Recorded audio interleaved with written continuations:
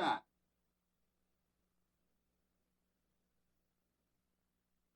Is that the printer mic?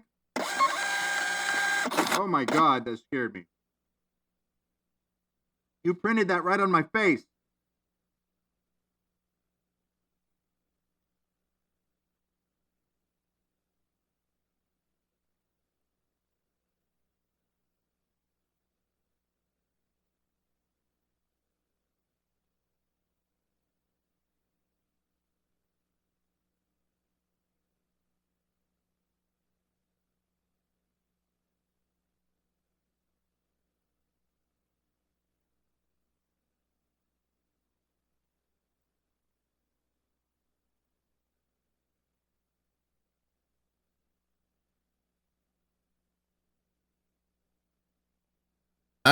Oh my God, that's loud. Hello.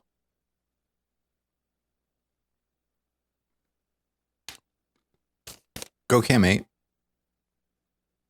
Well, how about this to start off the day? Do we have a sub gift? Care of Blaze. Care of Blaze! Yes! Hey Tex, you got a sub gift. You got a sub gift. Care of Blaze! Yes! Thank you for the sub gift. Blaze dropping another subscription giftage on the jam. Your ticket's going in the barrel.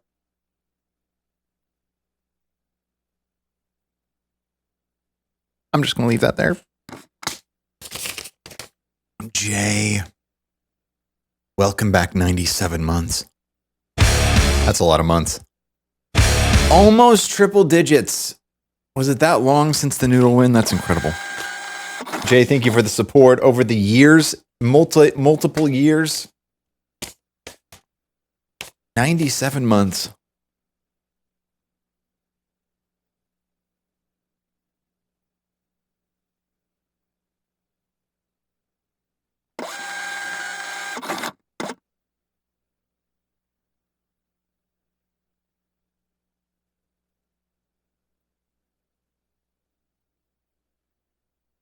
Do we have another sub gift?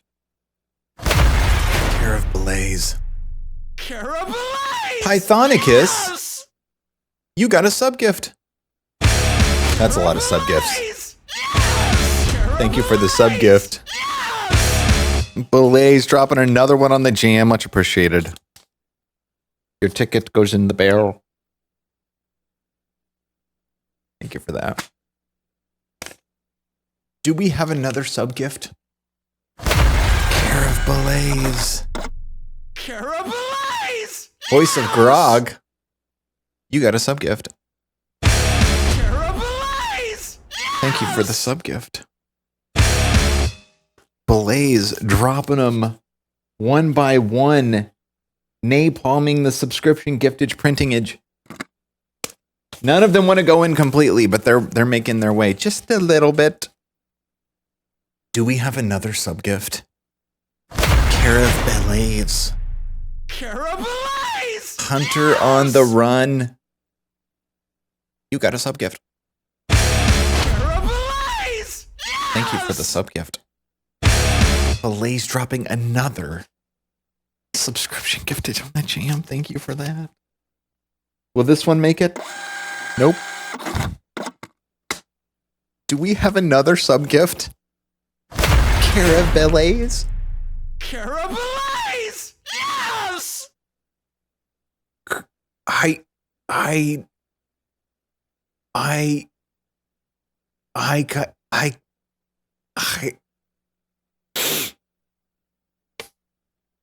Hike Pito? You got a sub gift. Care of Blaze! Thank you for the sub gift. Yes! Much appreciated indeed.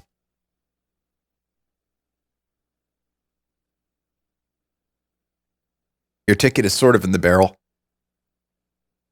Thank you, Blaze, dropping a $5 in total. Much appreciated indeed. Thank you again to Jay for the 97 of continued support on top of all of the other support. What's going on, Tex? What's up, Other? What's up, Nikita? What's up, Lime? The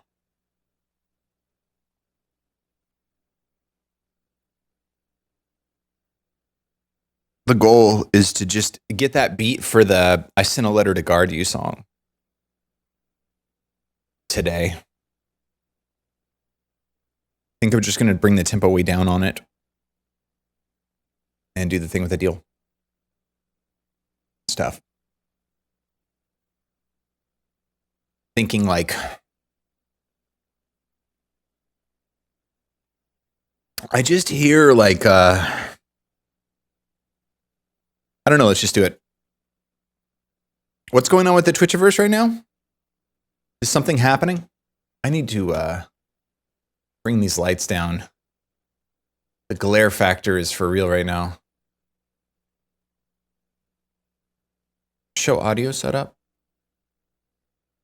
Hey, this isn't explicit lyrics.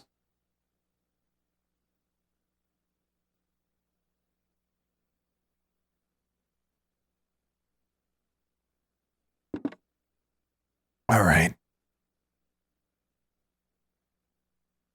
Every day I change the modularity a little bit, and I think we're okay. I think we're all right today. I think this will work.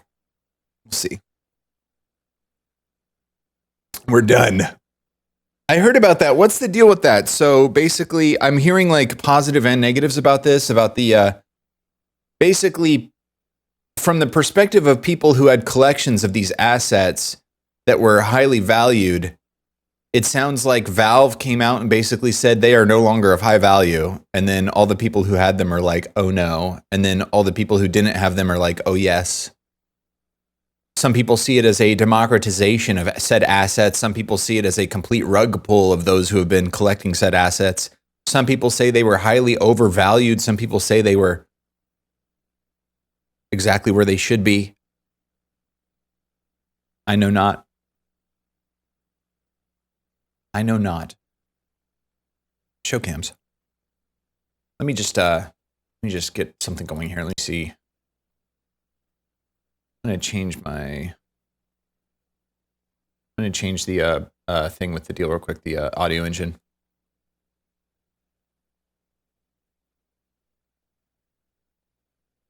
There we go. All right, we're back to 64. Okay.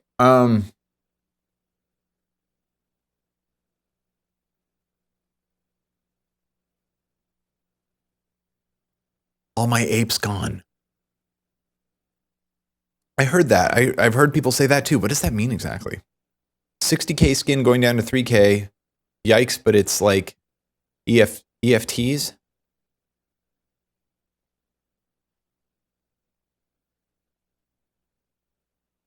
What are NFTs? NFTs. Ah.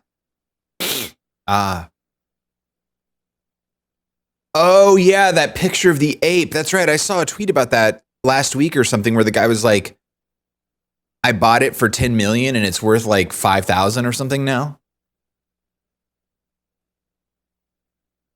Dude, when that happened, I was like, I'm not doing that. I'm not getting involved in that. So many people got into that and they were just like selling the ownership of images. And I was just like, I'm not doing it. It just doesn't feel right. That was too weird. That was like in the height of like stimmy checks and like just, oh my God. Ugh. That whole thing was just unbelievable.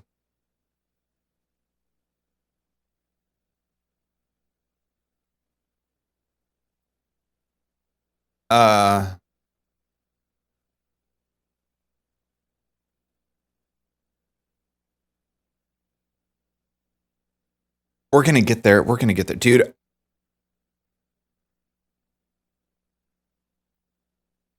I started making my coffee a little differently, and like I think I didn't realize it, but I think I've like drastically cut my actual caffeine intake over the last couple of days, and I've just had this headache, man, for like 3 days straight, and I'm trying to not take headache medicine because I feel like it's a fabricated headache because it's from caffeine withdrawal. I'm just trying to like live through it, so we're just gonna push through. So if I seem a little like kind of like out of it, weird day, it's like I got this like splitting headache, and it's like I think it's because of my caffeine reduction. It just won't go away. There's nothing else. There's no other issues. I have no health issues whatsoever. But boy, it's just kind of like it's just there going. I think I can still be productive, but if I seem like kind of like, that's why.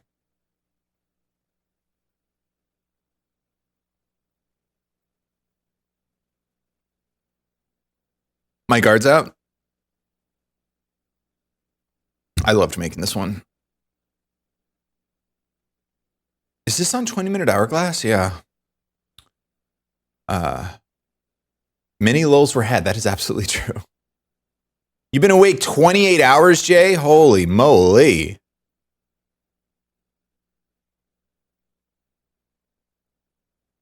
I'm out of the stock market. Can't wait for the AI bubble to burst like a pimple. Dude, it's like, it's such a weird thing. Like seeing how the resource sector has done this year and how it just had a little bit of a correction, and like how everybody, it's just so weird watching everyone's reaction and then talking about the AI bubble. And it's like, it seems like it's this like impending thing that the S&P is going to crash, the NASDAQ is going to crash. And it's like everybody knows it. And then you see like Tricolor and First Brands like filing bankruptcy, and like everything just seems to be starting to like crack, and like all of the collateral and all of the loans were like rehypothecated and built on faulty loan packages, and like everything's starting to come out, and it's like 10 times worse than 2008. And yet like the stock market's up like 500 points today. And it's like, what's happening? Nobody knows. Nobody knows. That's really what it comes down to. Nobody knows. It could go on for another year. It could go on for another 5 years. Tomorrow it could crash to nothing. What I cannot stand, I'll tell you one thing I can't stand if we're on complain territory right now. I cannot stand chart analysis. These people who like look at these squiggly lines and they go, well, now we're seeing the trend, the cup and shoulders at the heads and the shoulders, and it looks like tomorrow we're going to expect like at least like a 5% pullback. And if it does, I'm going to do this and I'm expecting this. And it's just like what? It's like, oh, the clouds are a circle and a square today. Tomorrow will be diamonds. Oh, it's like, give me a break, bro. I can't stand that stuff. I hate it. Every time something comes like that in my feed, I'm just like, not interested.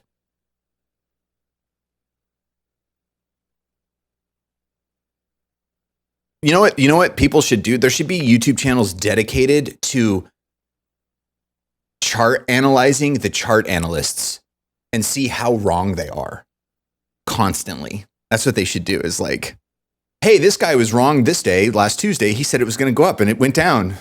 It's like, that's what they always do. They always like analyze the charts into the future, but they never like look back and say, I was wrong about this and this and this and this and this and this and this and this and this and this and this and this. It's just, it's literally like a crystal ball. They're like literally tarot card readers. And you know what? I got nothing against tarot card readers. If people get something out of that, that's great. But people looking at a line on a graph and going, "Oh, I think because of the backwardation of the 30-day moving average," it's like, give me a break. Give me a break, bro.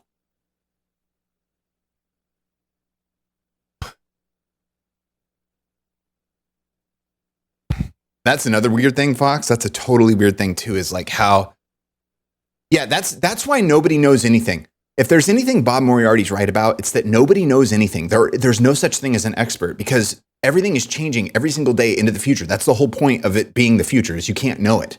And so it's like of course there's trends, of course there's valuations, this, that, and the other thing, blah, blah, blah. But like knowing the future is impossible. And it's so interesting now living in a time in which information can be disseminated so quickly, where like, and like I was seeing something the other day about how there are like all these algorithms have like trigger words. And so like if they see a tweet or if they like see a transcript from like a press conference or whatever, and there's certain keywords, it'll like automatically tell the machines to like sell or buy based on that stuff. And like, that is crazy. And then you see these people who are like trading off of Bitcoin based on like what they know about like who Trump's going to pardon or this, the other thing. Like, just, it's nuts. It's nuts. Nobody knows anything. Anyway, Scene of Action Finance Channel. So we're going to be doing some chart analysis today. Show audio setup. As you can see from here, if we zoom in here, if we draw the measure moving average, since we have a 1.1 to 1.4 here, I'm assuming that in the future we're going to be going to measure 2. I was right! Oh my God! Subscribe to my newsletter, $45 a month. Okay, seriously though. Anyway, that was about the caffeine.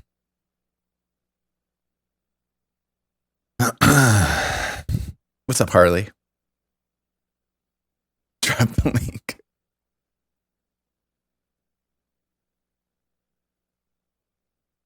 There's no way to know, other. There's just no way to know. Like, it's just, yeah, it's all, who knows?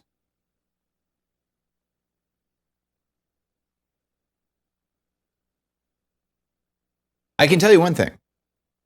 If you would have told me 365 days ago that it looks like the United States is going to be invading Venezuela, I would have been like, what? Get out of here. That would never happen. Well, all right. I'm going to create a track. So yeah. Kill music. So what we'll do here, I'm going to do the icon because I think I got it plugged in and it's working. Computer is working. Dude, I cannot find this music video. Does anybody know? Does this ring a bell? Okay, I was looking for this the last couple days and I can't find it. It's a music video and it's like stop motion of like action figures fighting. And it starts out and it goes, and then you hear this voice and I think it's a French accent. And the voice goes, computer is working. And then it goes, that's how it starts. That's what I remember. And it's like this like action figure lands and it's like stop motion and like they fight. It's like, and that's where I got the idea for like the key sound on Fall to Pieces. I think it's Fall to Pieces. Yeah. Where it's like, it sounds like I dropped my keys. I sampled dropping my keychain on the desk. And that's how I got that sound. And I was inspired by that music video for that sound because it's like it's like action figures fighting and then this like French dude says computer is working at the beginning of the video and I can't find it and it's like where was it not on YouTube? I mean it was years ago. It was like 2000 circa like 2011 2012 2010 and so maybe it was like on Vimeo or something. But I tried to search. I looked at Reddit. There's all kinds of people looking for all kinds of stuff. And there's all kinds of like stop motion music videos and stuff, but I couldn't find this one. It was a bummer.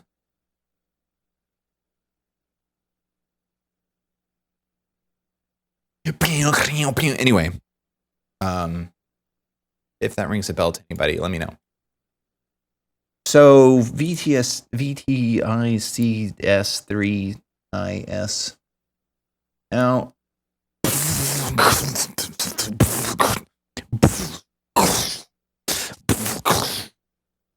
that's what I'm thinking. So we just need a really thick, liquidy kick drum. What am I doing? I'm looking for files.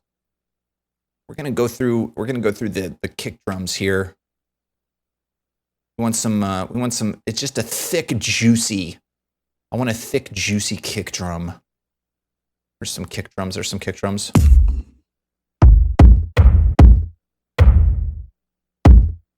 I like that one. Ooh. Yeah. Yeah, that's nice.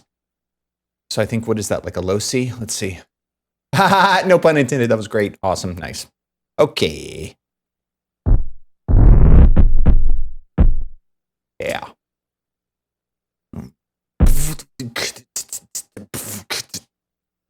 What tempo are we looking at right here? 120.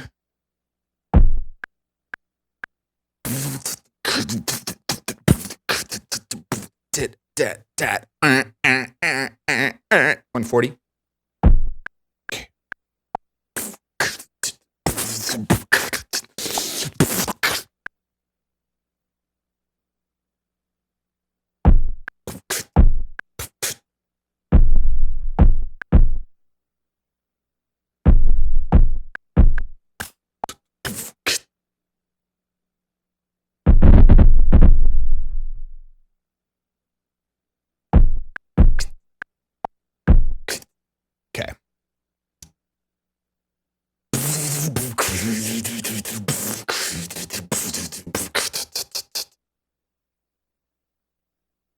Find another one. I want to find another one too, like are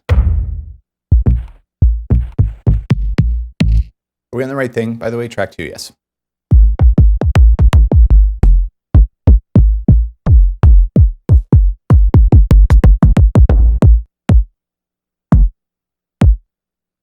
Yes, I like this one. Very short. Whoops. Very short, very sweet. Yeah. Ah, excuse me, yes. But I think we need a octave up on this one.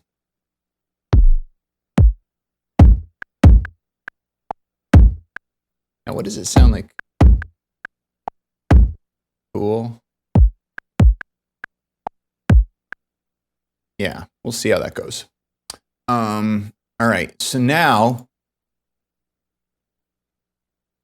like, the snare's got to be, we'll see how it goes. It's almost like I want claps, but I don't want claps, but I want like a rhythmic slop, like a slop, like throwing a pot of soup on the floor. That's what we're gonna do here.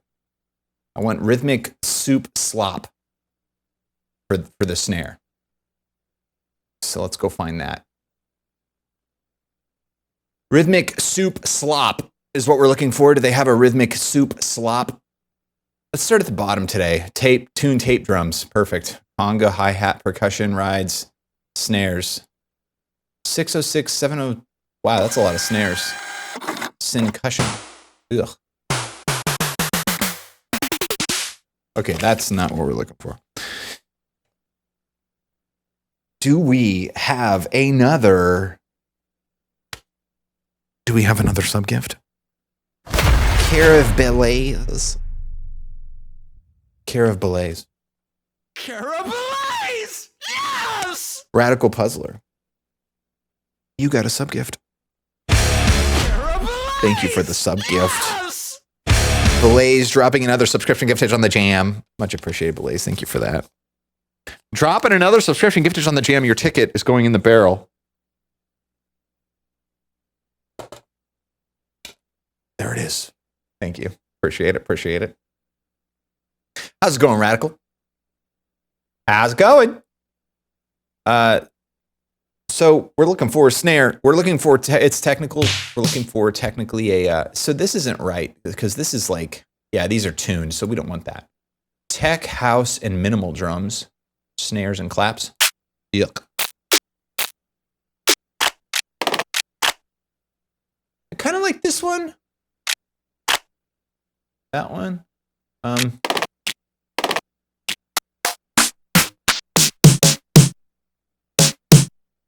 like that one a lot. No. Oh, I was thinking maybe putting damage on it. We might go look at damage here in a second. Processed. Snares.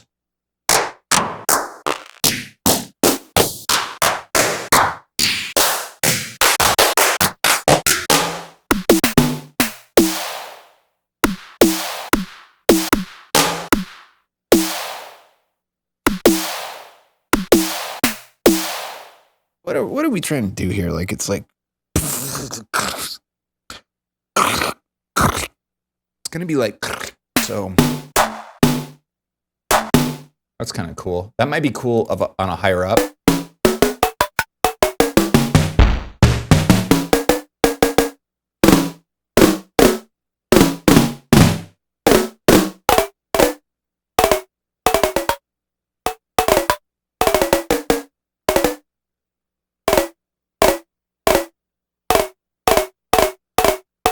That feels a little ASMR-y. If we find out what tuning we're going to be in, I should probably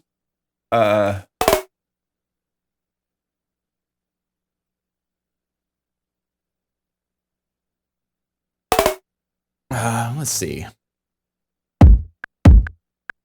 Bump.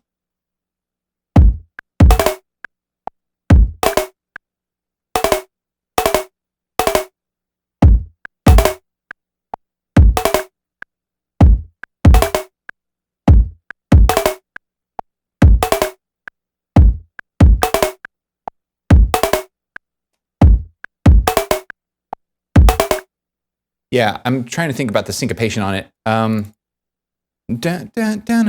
Let's turn on step real quick and just go. So at least we get it in there.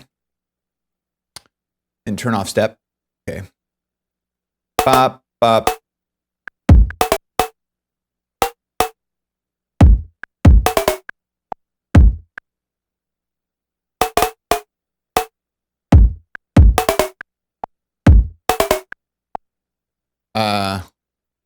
That's okay for now. We'll just leave that. Let that hang out. Let that hang out. Let that brood. Let that brood a little. And let's find more of like an actual snare drum now. I like this one. Oh, gotta get rid of that. Unless it did it. Oh, did it replace it? Cool.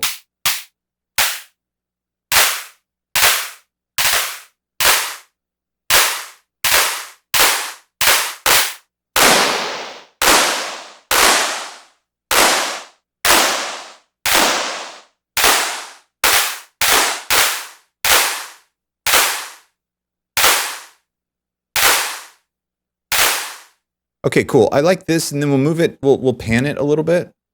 Want to make sure that that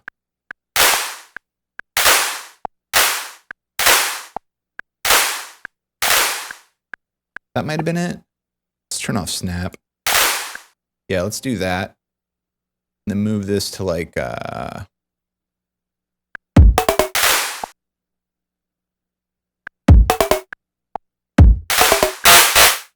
Jesus, that's loud. God.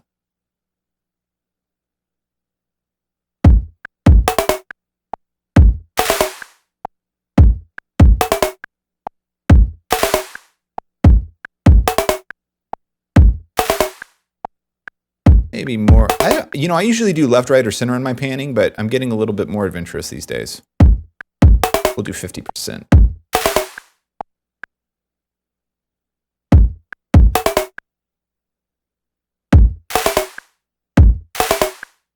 I thought that was going to work that way. Why don't you open? That's been happening lately where it doesn't open is right when I click it.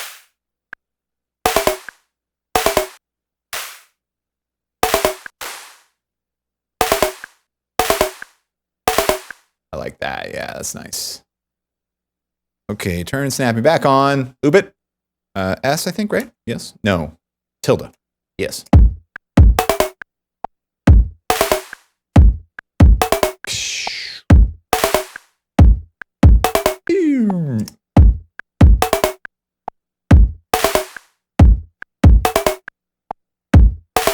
So right here, we just need like an actual snare. So like we can cut this out. Wait, I think that one's the higher up. So yeah, we can cut that. Do this here. Put it more at the beginning. What the? What the?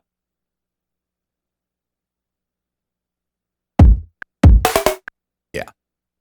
Okay, so. Oh, but this one we can just pan to the center.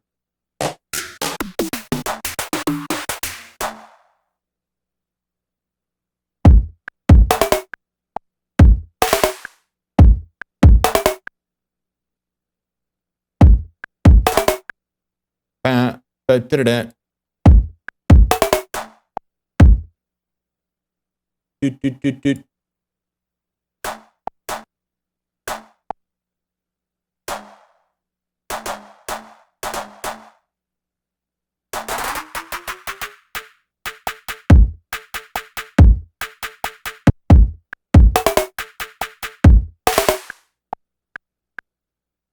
Probably up way higher. Yeah. And And then I'm thinking like a reverb that is very close, yet very far. It's technical.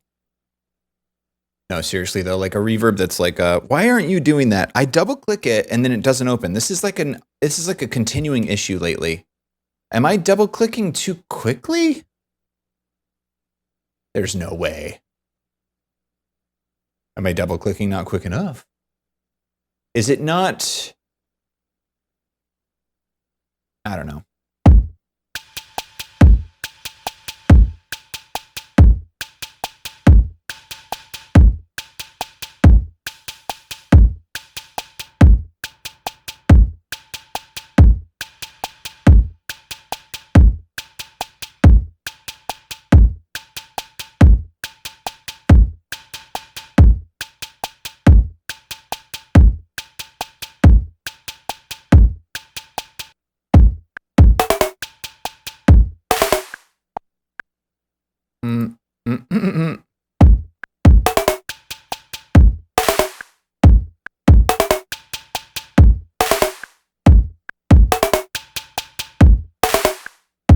I feel like this one now too also needs that. It needs like just a chill out reverb. I just did it again. I double clicked it and it didn't open. It's almost like I click this, right?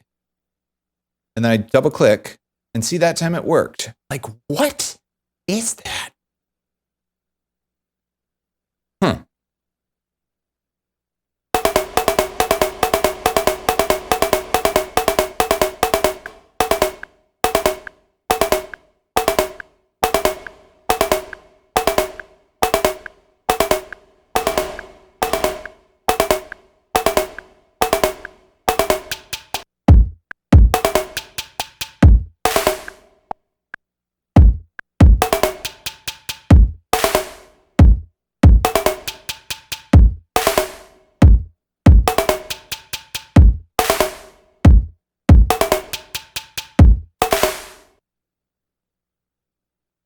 What was that?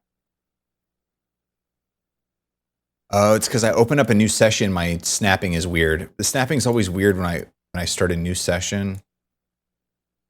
I just want to make these shorter so they're manageable.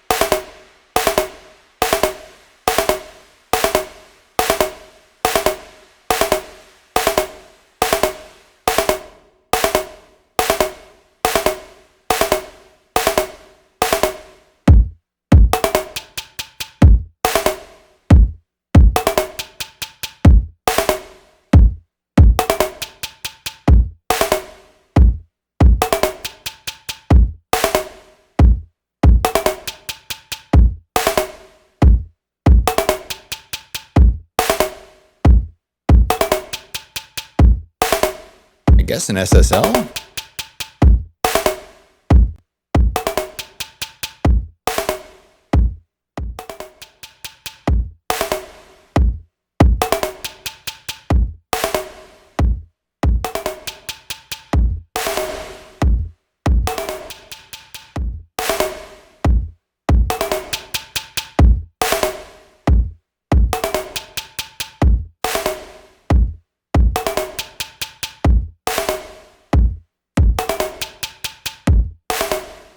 What's up, Selena?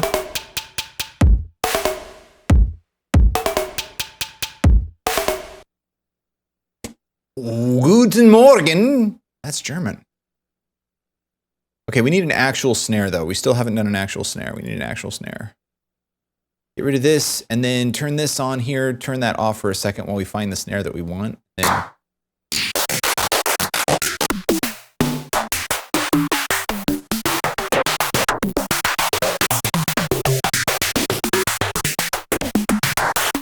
was that snare that I liked?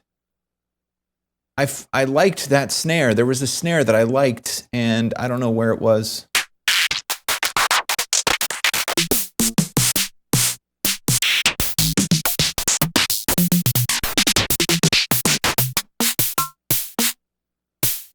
It was close to that, but it wasn't that.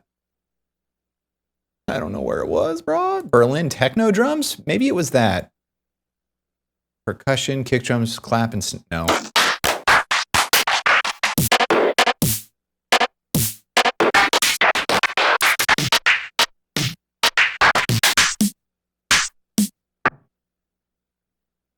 We'll find it. So it wasn't that one. Deep house.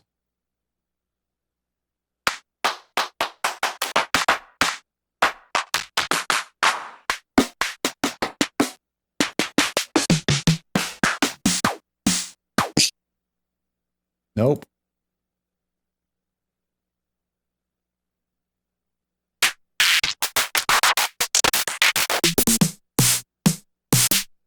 This is where I just was, huh?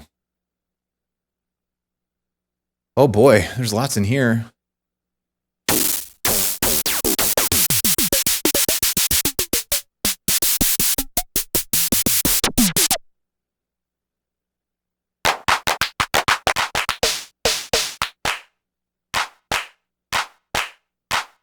That's cool.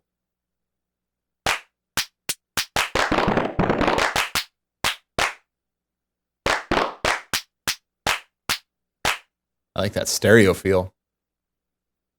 I think it's this one probably. Copy, paste.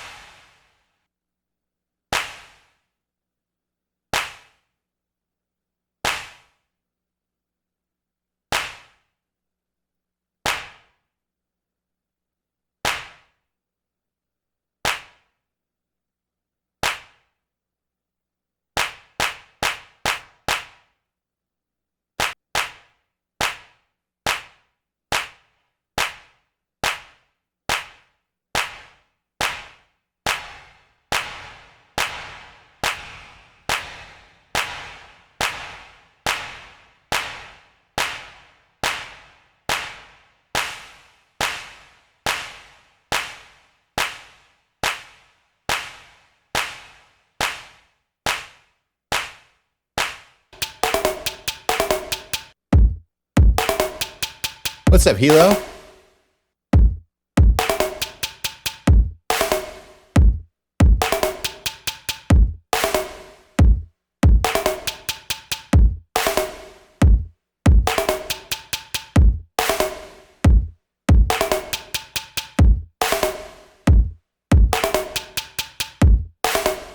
Okay, what I want now is that this is fine, but we're sort of getting away from what I was envisioning at the beginning, which is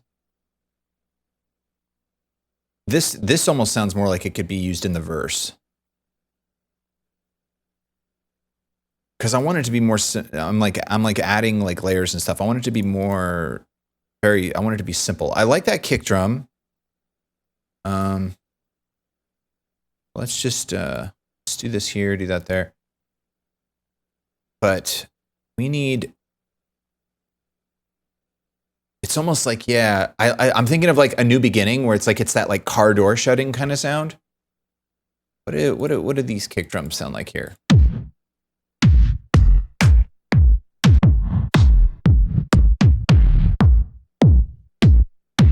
These are weird. They like start out slow or something.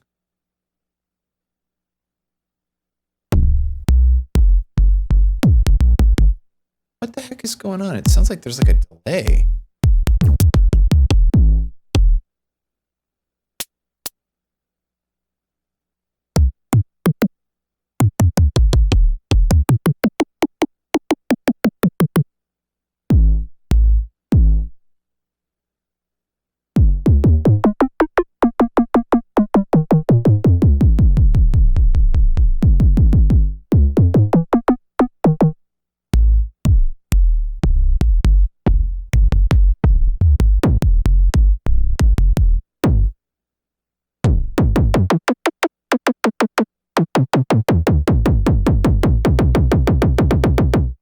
that. That's cool.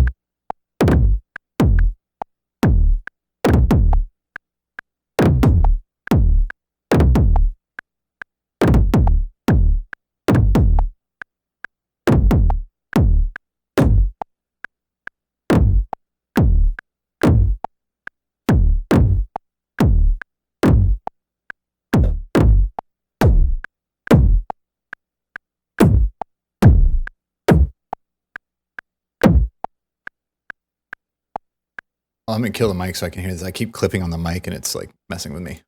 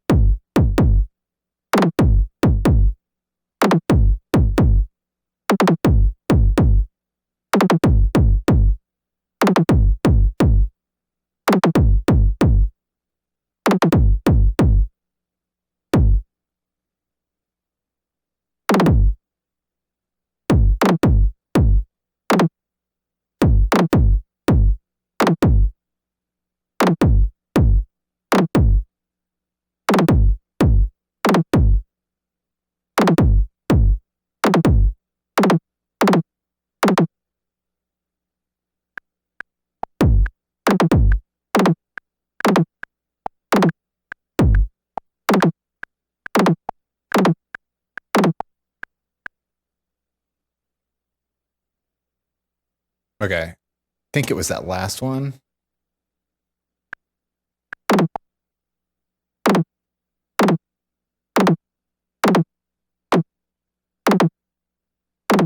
Yeah, it's that one. Okay.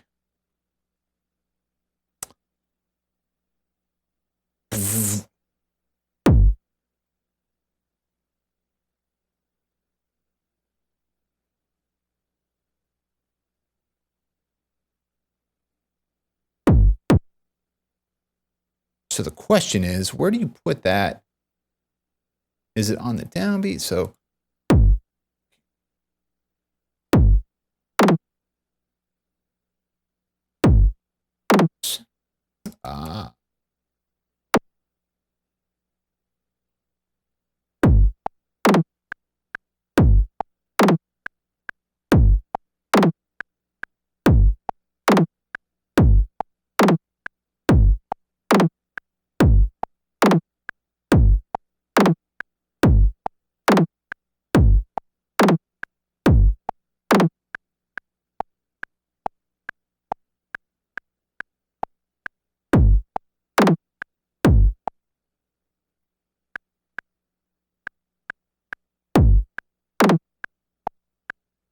check. Okay.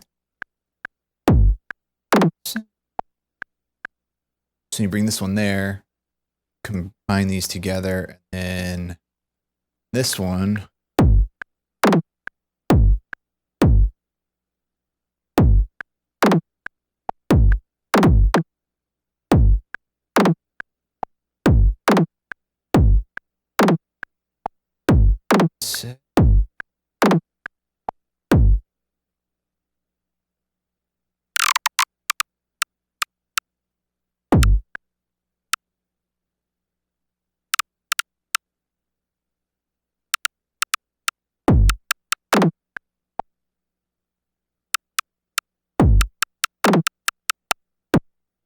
That's crazy using the same sound for everything.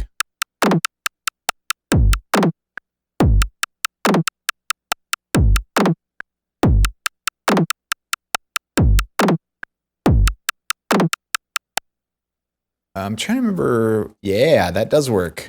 Nice.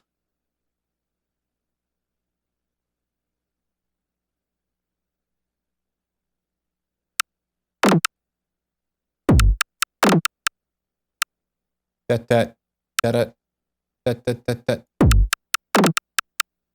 Are we in straight? Yeah, it's 132. Did it. What if we mute these?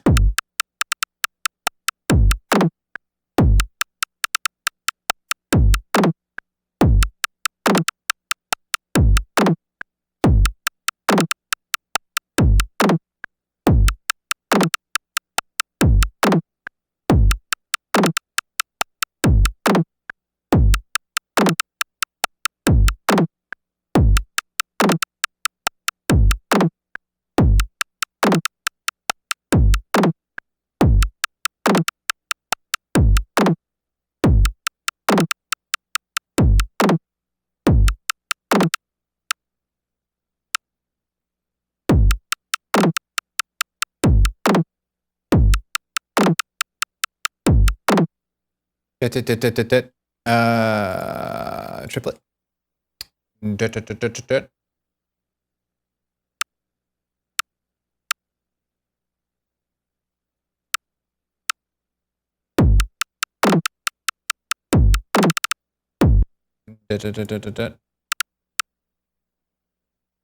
One, two, three. Delete. Copy.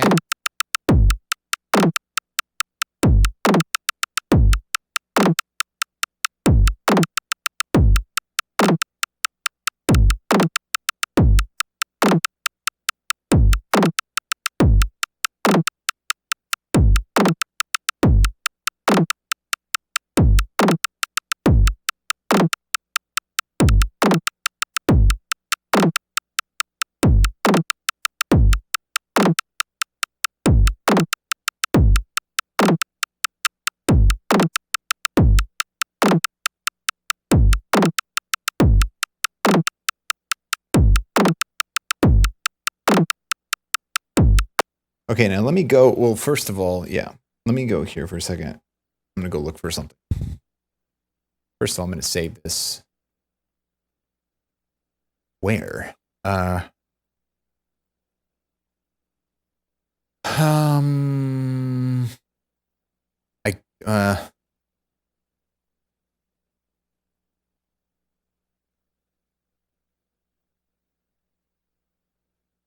Create, copy, move. Yes.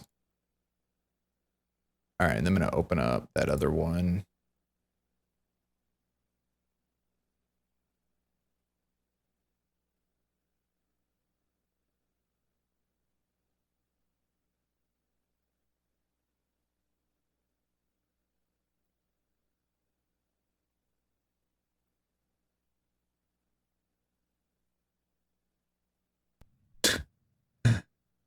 Okay, and then I'm going to save, let's see, sent a letter base. Let's save this track real quick, bring it into the other session. Save track as template, save track items, sent a letter base. Cool, then close this. I don't need to close it, but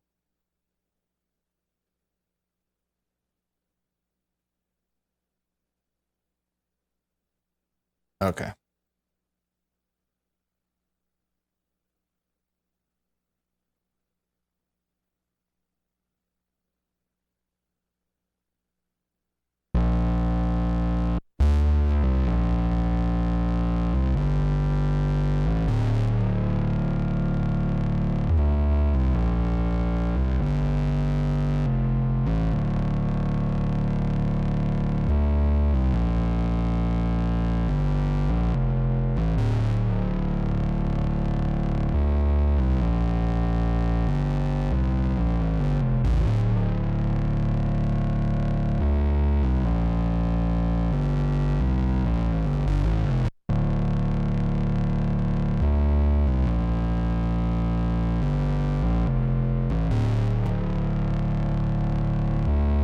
Yeah, that's what I want.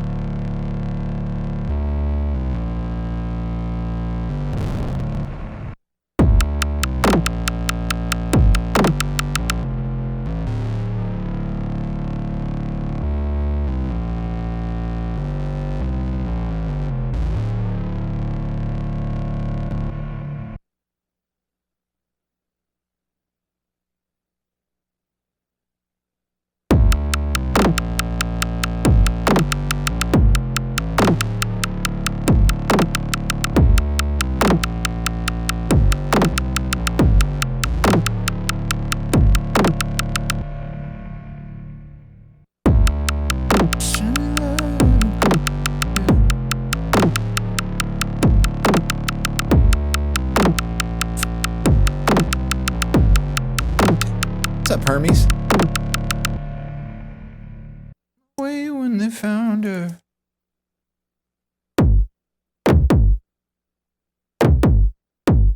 Yeah, that's not something we need.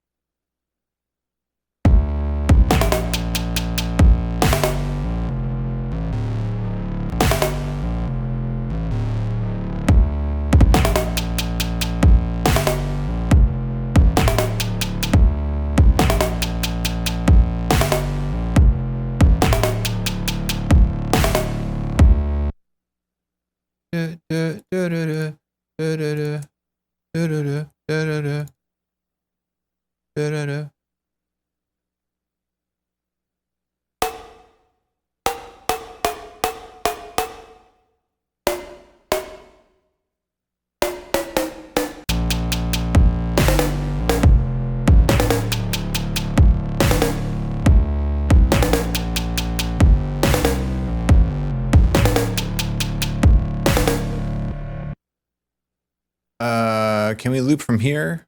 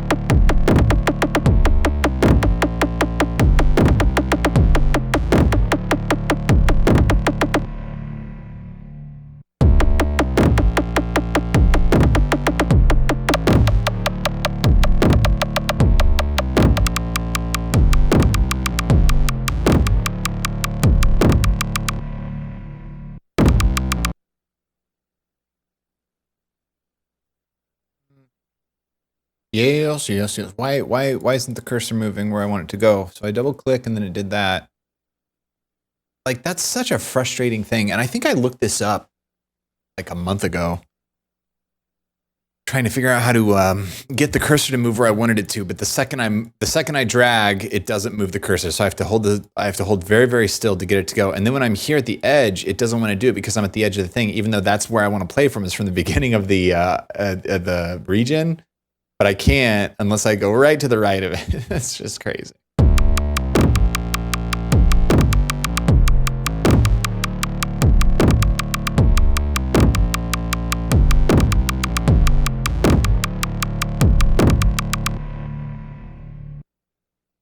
Okay, so let me see here. Let's do the I wanted to see damage. Get rid of that. Go here. And turn this off. And damage, I do believe, is in contact. I didn't go past it already, did I? I shouldn't do it this way. What I should do is search for it. Percussive kits. Epic organic drums. Studio Armageddon. I like that. Now this is the only... Nope.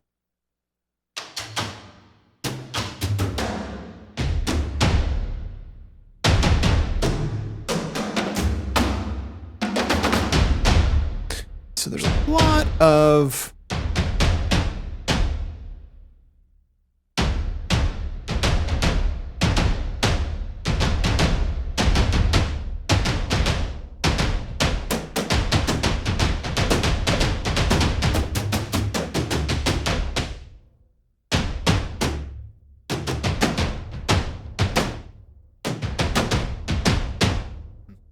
Damage sure is cool. It's old, but it's cool.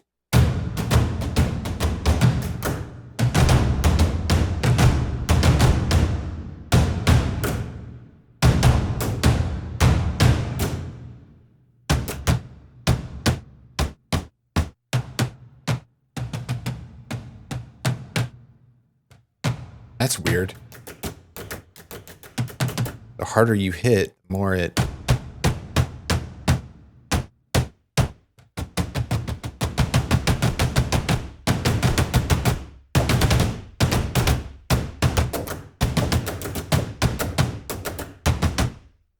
Weird.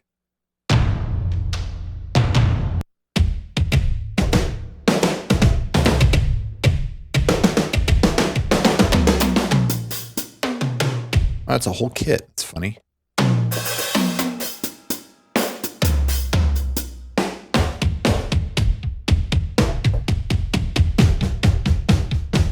For some reason, this reminds me of Dark City.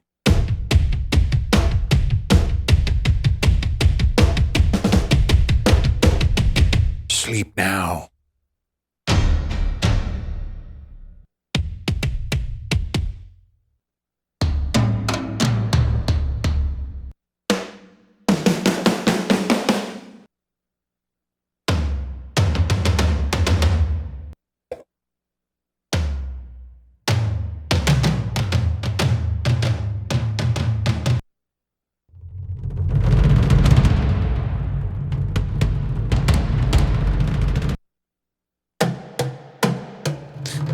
Why is every single kit in a different octave? Like every time I switch to a different kit, it's like I have to find on the keyboard where it is. Why isn't there like a universal start at C1? Can we just all start at C1? It's like, where do I go? You follow the same road you're on.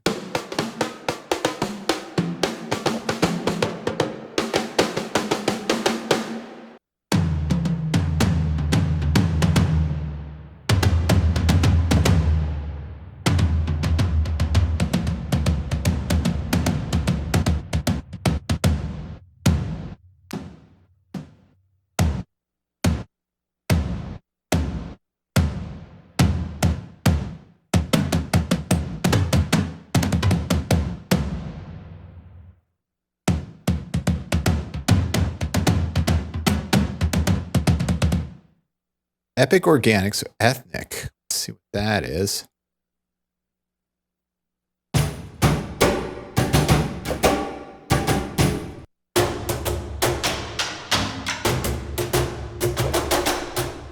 Gotta go back an octave up again. What about this one? Am I gonna have to go an octave down?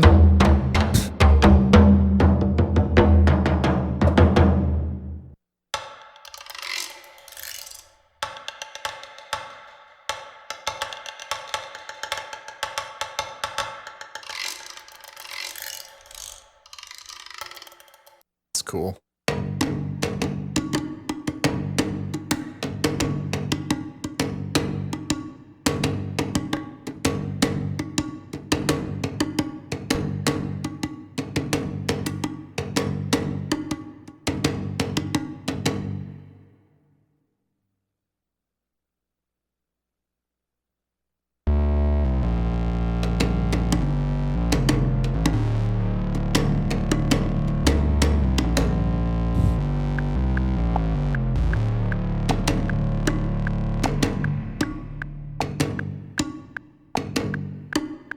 Now the question is, will it sound cool with a manipulator on it? That's the question.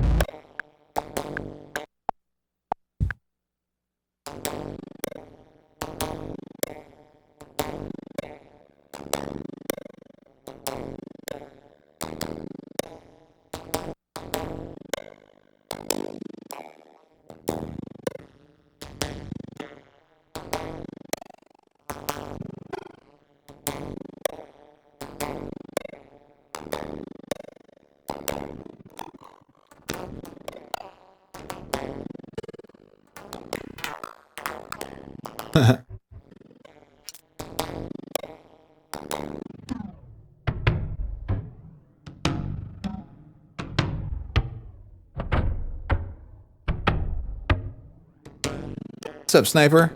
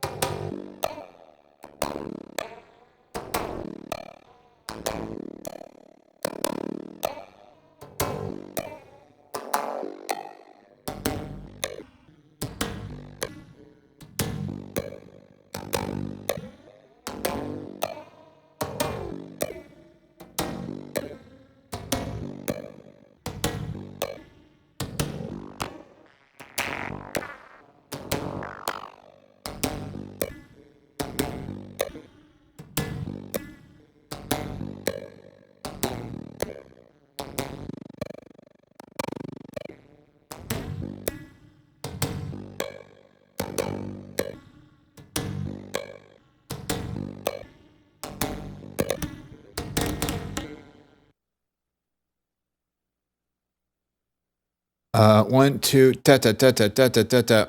1, 2, ta ta. I think is eighths. Yep.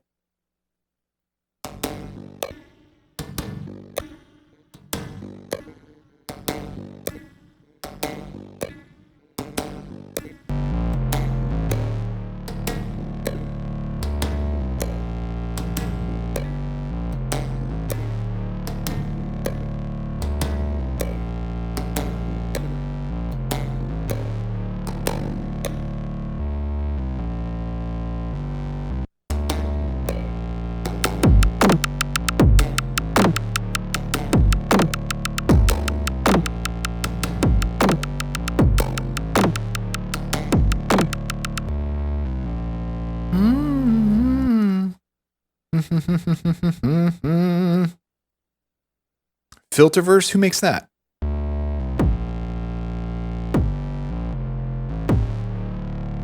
I'll be right back. Play music, play music, play music. Play music. Kill the mic. Check, check, check, check. Oh, wait, no, that doesn't work here. I gotta go here. Kill the mic.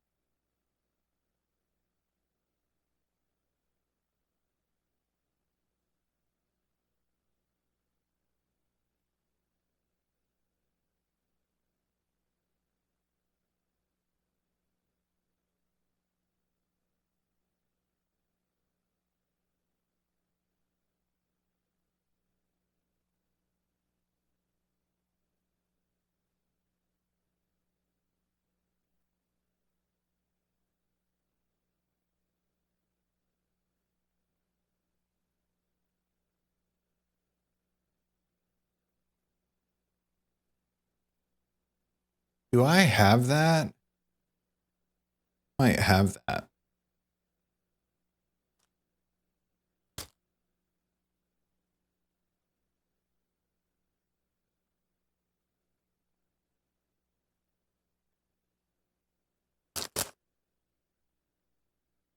No, I have something else from them. I have like some sort of gate thing from them.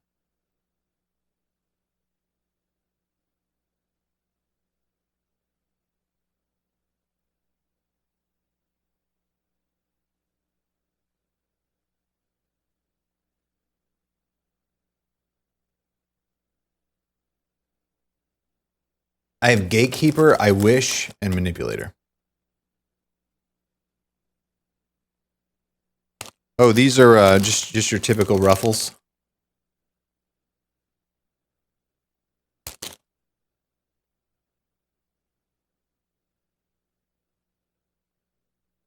Filterverse.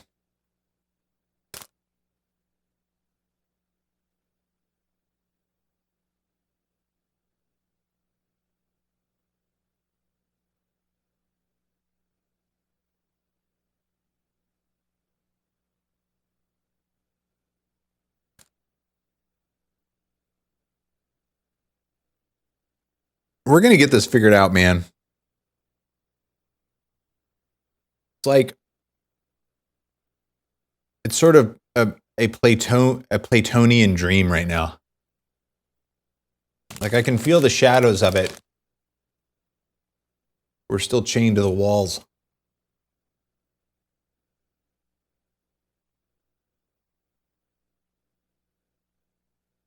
I blame the caffeine withdrawal.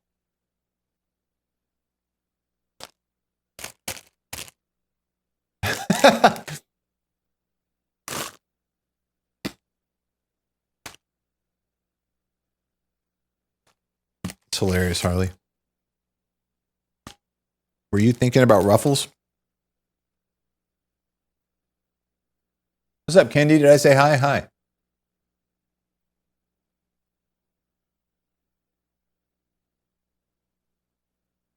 Oh.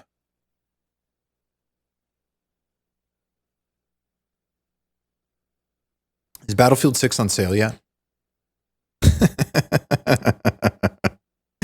What's the average time it takes for a game to go on sale? Does anybody know?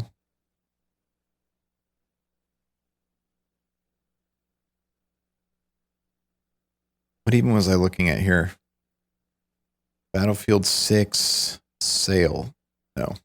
Probably Black Friday. You know, you're probably right about that, actually. Oh, nice. Nice, Harley.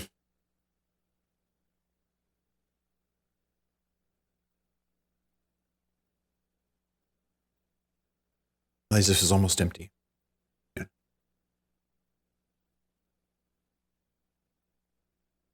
What's up, W? How you liking Borderlands?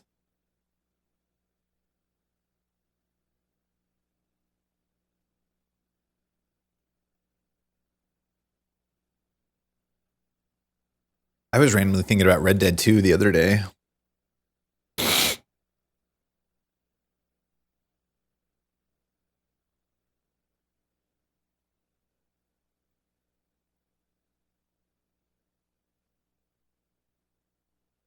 Ooh. Oh, you didn't even buy it? You're just saying, like, for reference, that games are going on sale pretty soon after they release.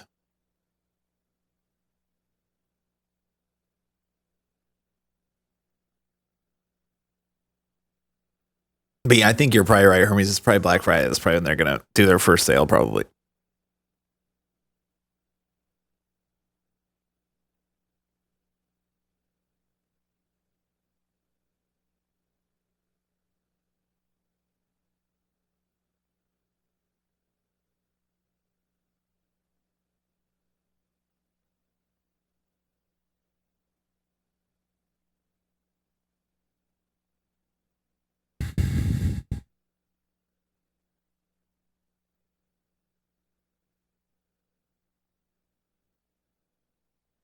Oh, thank you, Hermes. I will check that out.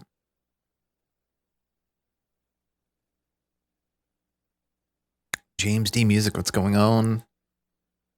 I feel like Other might have mentioned Portal before. I feel like I've heard of it.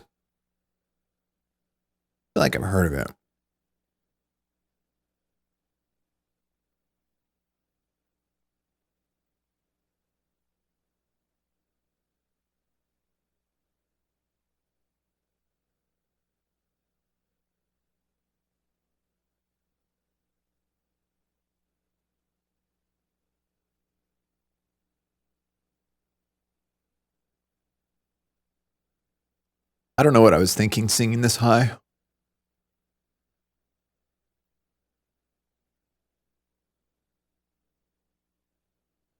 It's all fun and games when you're in the studio.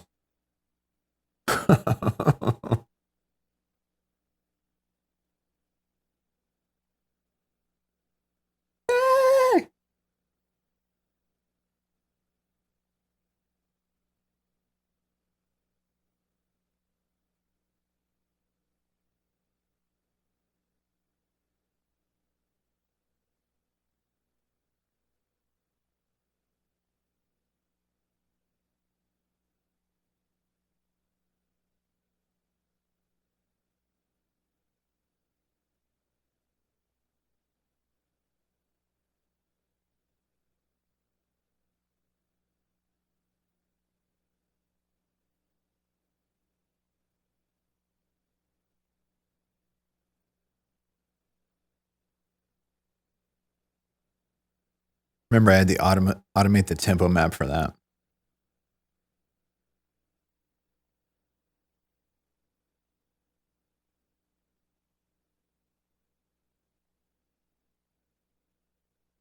Oh, the hi-hat is the beginning of Succession, totally. Yeah.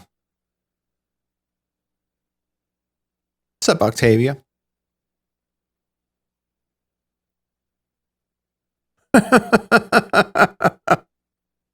That's amazing, Nikita. Thanks, James. Apex, what's going on?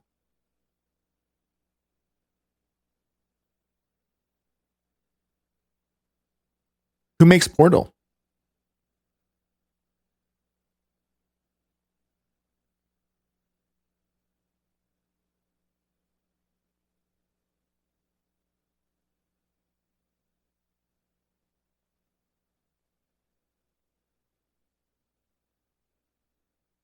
I just want to. Almost got it. Almost got it. Got it.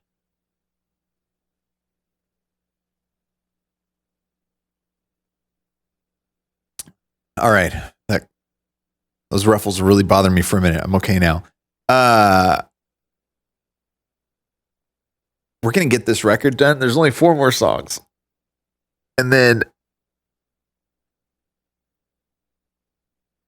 I'm going to make a personal commitment to not do this again. What do you mean not do this again? What do you mean this? What is this? What are you talking about this? Not doing this? What I mean is like, I'm going to make a personal commitment to not create a library of ideas of orphans, as we say, and then come back and try to like Frankenstein them together.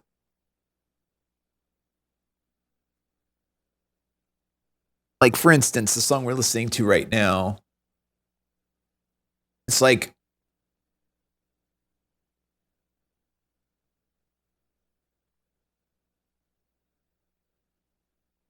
I think I just work. I mean, I'm not like all, I don't have any regrets or anything, but like just seeing the process, I just think I'm, as a person, like as an individual psyche, and just with the experience that I've gained over the years, I just think I work better when I am like completely in discovery mode and like completely in like, I think that there's a yeah, what is it? What is it exactly that you're talking about here? What we're talking about is there's a level of like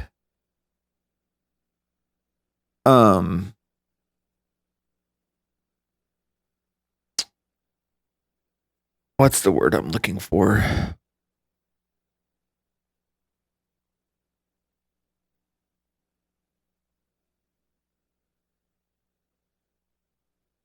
I think I work really well with novelty and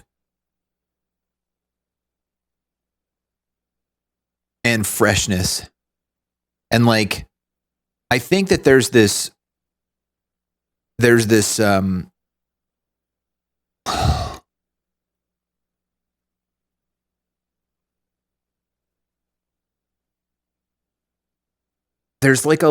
like this atrophy. There's like an atrophy that happens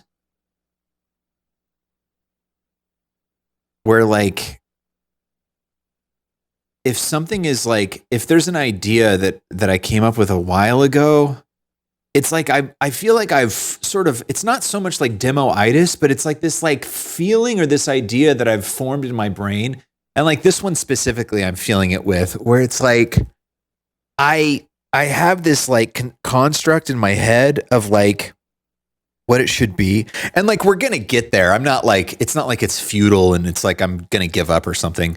I'm just expressing like what I feel like I'm learning from this experience, because every album is different. I create everyone in a different way. They all have their little unique little quirks about them. And like doing it this way, I don't think is for me personally, I don't think it's the best way. You know, some people work great this way, where it's like, you know, you create a bunch of ideas and you go back and you flesh them out and you build the whole thing. And it's been fine. Like, I've had a good time and I really enjoy these songs and I'm going to have fun playing them. But like, there's something about like, when I think about Hope, or I think about Circles, or I think about, I don't know, any of them really. I mean, Fire was similar in this way. Home was similar in this way. Home had some brand new stuff on it, but it also had some stuff that was sort of like in the library that I brought back, like in the archive that I brought out to actually like officially put on a record and messed with stuff and finessed.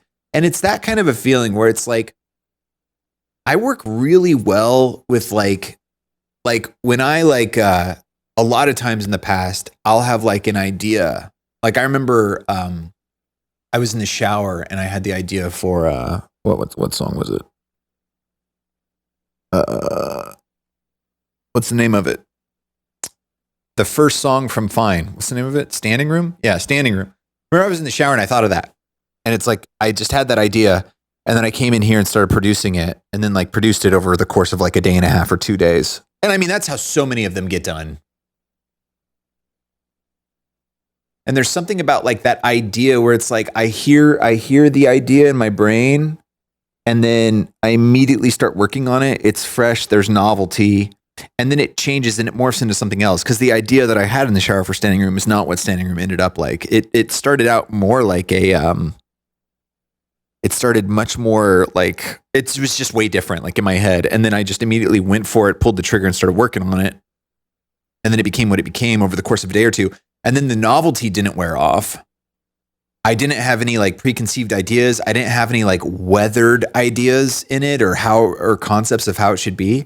And it feels like with this record, it's like, because some of these ideas are like pushing 2 years old now, it's like, I've been thinking about them for so long and I've been like recycling them in my head for so long that when I come to the point of actually like opening up the one, it's like, I've been like thinking about this song, this specific song that we're working on right now. I've been thinking about this for like a year. And it's like, it's making it so much more difficult to like just do it, you know? It's like I have this like preconceived idea of like what it is now, and it's not even done. Like I literally have a demo of like a chorus line, but it's like I have this like thing that's like, I have this like ceramic vase in my head of like what it is already. And it's like I'm trying to attain that. I'm trying to like find it and get to it. And it's proving difficult, not impossible, but it's proving difficult, as with a lot of the songs are that way on this record, where it's like I'm difficultly trying to like find this like thing that I've been like cultivating in my brain for like over a year. And it's just such a different experience. And I'm really looking forward to getting this one done so that we can sort of just forget about the past and forget about all of the stuff in folders and all the little snippets, and then like start 2026 with complete freshness and go back to like novelty and go back to newness in the moment, novelty, ideas, execute, they blossom into whatever they are. The novelty doesn't wear off and then you move on. Cause like, I think of like an album like Hope. I mean, Hope is the epiphany of that. The epiphany? The epitome of that. Hope is the epitome of that. Like that was like chronologically created, one song after the next, each song leading into the next. Freshness. It's like working with like fresh ingredients or something. Working with really fresh ingredients is like the way to go, in my opinion. Which is super interesting because I know that for some people it's like, you know, they'll spend years, you know, working on stuff and just like very meticulously, you know, going through and, you know, building it all up and stuff. And I'm finding that while it has been an enjoyable process, and I'm glad that a lot of these songs aren't getting like left in the ether of folder purgatory, you could say. I'm looking forward to 26, bro. I'm looking forward to 26 where it's like I miss the days of opening up empty sessions, having like an idea, having like a chord progression or like a vocal idea, and it's not even like formed. It's like a embryo. And then it's like I allow it to become itself, you know? I foster it to become itself rather than like have this like preconceived idea of like what it's supposed to be and what it is and what it's developed in my mind over the past like literal rotation of the earth around the sun. And then it's like I'm kind of sitting here like, yeah, I have this idea of what it is, And I'm trying to like grab that and like pull it out from existence, from like the cloud of non-existence into existence. And it's just like, it's like it's making it more difficult than it needs to be. And if I would have just gone for it when I had the idea and just made it that day, it's like it would have been done and gone and we would have done it, you know? And like now it's like I'm sitting there just trying to, it's like wrestling with expectation and preconceived ideas and trying to like will that into becoming. And the process of creating music is not that way. The process of creating music is having the spark of an idea and letting it take form of itself.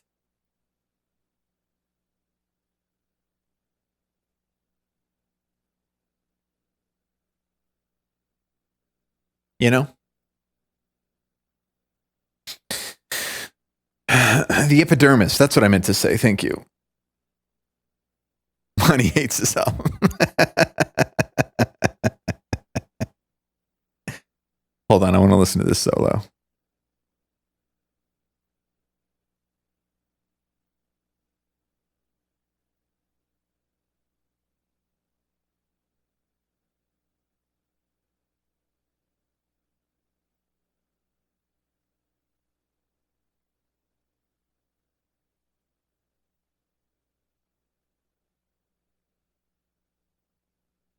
That part always reminds me of the dancing ball in Batman Returns. When Selena and Bruce are dancing, there's this song that they're playing, and it goes into that, like, it starts with a minor chord and then goes into a major chord for the second chord, and it's just weird sounding. And that part right there always reminds me of that.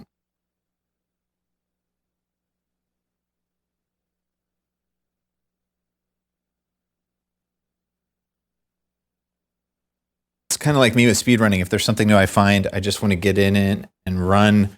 Definitely have a bit of trouble with doing the same thing over and over, like some more well-known runners.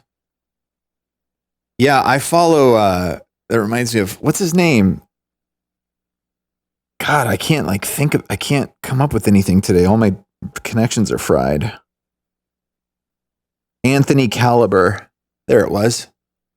He does The Last of Us speed runs, and it blows my mind. That dude has been speedrunning The Last of Us for years. That is his channel. He speed runs The Last of Us. I mean, I love that game. That's one of my favorite games ever. I've played The Last of Us. I've probably played that game more. I've done more playthroughs of that game than probably any other game. I think I've finished that game maybe 5 or 6 times. I love that game a lot. That was one of my favorite games ever. But I don't think I could play that game every day for 5 years. That is some serious dedication, dude. Michelle Pfeiffer is, in my mind, Michelle Pfeiffer is the only Catwoman. Danny DeVito is the only Penguin. Although apparently, what's his name? Is it Colin Farrell? Does a pretty good one. Is it Colin Farrell? Is that his name? All right. Am I thinking about the King's Speech? Who was the guy who did the King's Speech? My unfinished demos are hard to finish because while working on them, I didn't get into the flow state, so I never finished them. And when I try to work on them, I can't get into it. As long as I get in the flow state, usually get finished. But yeah, pretty much. That's another good way to think about it, is like getting into like a flow with something where it's like the novelty hasn't worn out, so it's really, really easy to get flowing with it.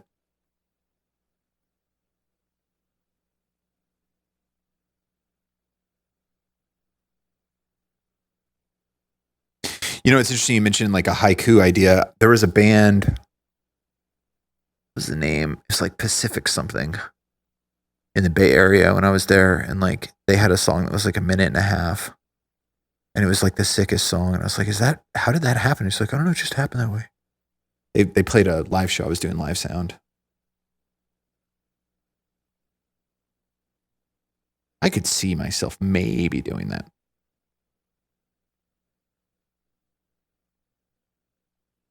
Animal, what's going on? I hate getting back into an old project of Minecraft. I put on hiatus for a month. My brain just struggles to find the vibe and ideas back again and what I wanted to go for. Yeah.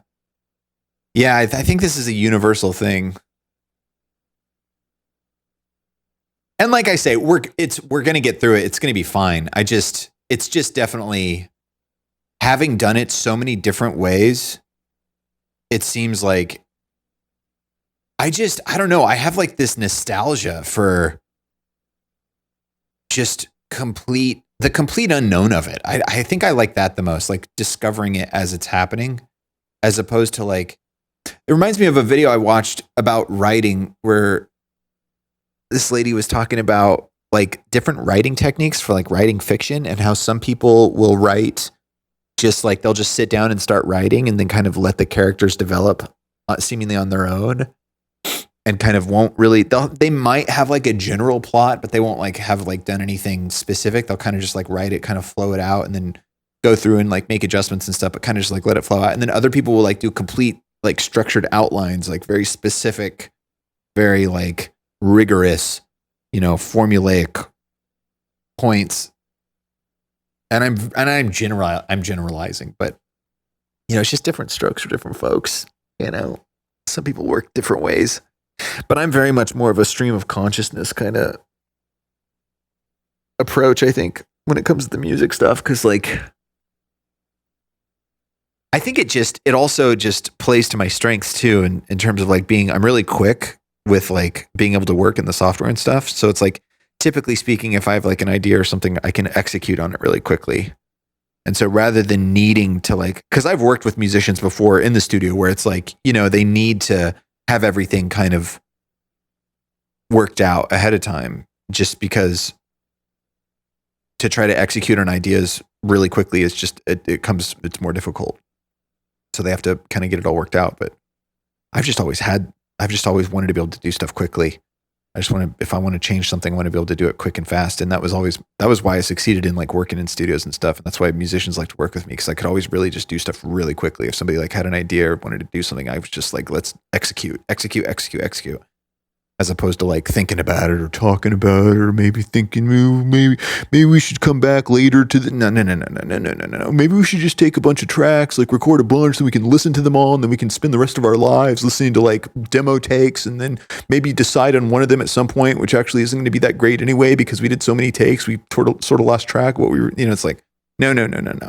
Just execute on what you're doing, and then move on.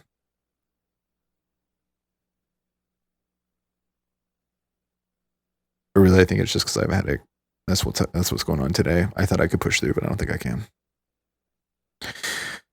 I just need to get on early, have a nice big cup of coffee, get the caffeine injection going, and then attack it first thing, because this is not sustainable.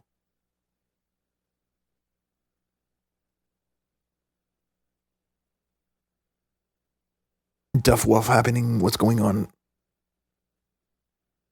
How is it going?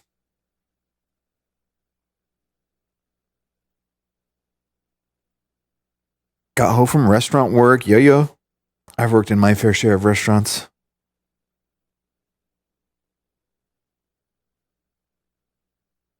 That's why I'm always nice when I go out.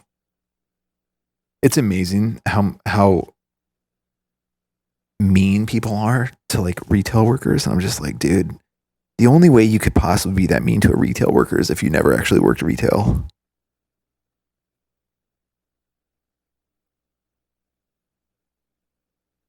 Also, people do just have politeness. They have a politeness scale.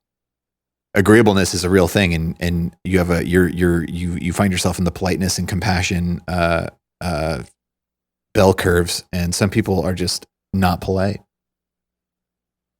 What's amazing to me is that compassion and politeness fall under the same bell curve of agreeableness, yet you could be highly in one and low in the other, and people will not really have any understanding of how you really are as a person. For instance, you could be extremely polite and extremely low in compassion, and so like it takes people off guard. Like somebody could be super, super nice, and then it turns out they were like defrauding the company and like stealing money off the back end for like years, but they were the nicest guy. He was like the nicest guy. And then you can have people who are like super seeming like impolite and not nice. And then it's like some anonymous person paid your medical bills, and it turns out it was Fred from accounting, who's like a total dick. But like he heard that you couldn't pay your medical bills, so he paid your medical bills because he's super high in compassion but super low in politeness. It's so weird. Human psychology is so strange. Oh, it's okay, Duff. I'm just complaining. I'm just whining. I'll be fine. I got a different coffee maker and I've changed my coffee thing. So it's like, I think just over the last couple of days, I think I've had it grinds less beans. And so I think I've had less caffeine over the last couple of days and it's starting, my tolerance is starting to come through. I mean, for the last I quit coffee in like 2021 for like a month. So since 2021, I've had the same exact regimen of coffee every day, and then that just changed like 3 or 4 days ago. So I think I'm just working out my tolerances. So I think it's a caffeine headache because it's been constant over the last couple of days. But I think it's good for me. I think it's good that I kind of like scale back a little bit. I think I was intaking quite a bit, but I'm just gonna have to push through for the next couple of days until it evens out. But it's fine. Don't feel bad for me. I'm fine. Indeed, they are odd. Fred from accounting is great. Dude, I worked at this company once, dude. It was so funny. I worked at this company and this guy, he was like militant. Like he would go through and there was like a certain way that some of the rooms had to be. It doesn't matter, but like he would like militantly walk up and down the hallways and get all crazy. And I was like, I gotta get to know this guy who's like this old, like obese guy, angry all the time. He was just like stormed down the halls. He'd be like, the pencils were to the side, and this papers were blah, blah, blah. Like he'd be so mad and so angry and so mean to everybody. But he was like this diehard WWF fan. And so like if you could get him talking about wrestling, he would like light up and he'd start smiling. And then like I'd get him to tell me about wrestling. And then like the wrestling, like WrestleMania or something came through town. And he went and he was like, I was at WrestleMania last night. I was like, oh, how'd it go? And he's like, I stood in the area where all the wrestlers came out and I was on TV 3 times. And then he showed me the clips. He was like, look. And you see like this wrestler would come out of the thing and he'd be like, oh, and then they walked right by Dave and Dave was just standing there. They just walked right by Dave. I was on TV 3 times last night. I was standing right by the entrance. That's so funny. Yeah, people are funny, man. He's just standing there. It's so funny, dude. Because he was like by himself, like he was way up, like way farther, than anybody else. He just by himself with his hands in his jacket pocket. It's so funny.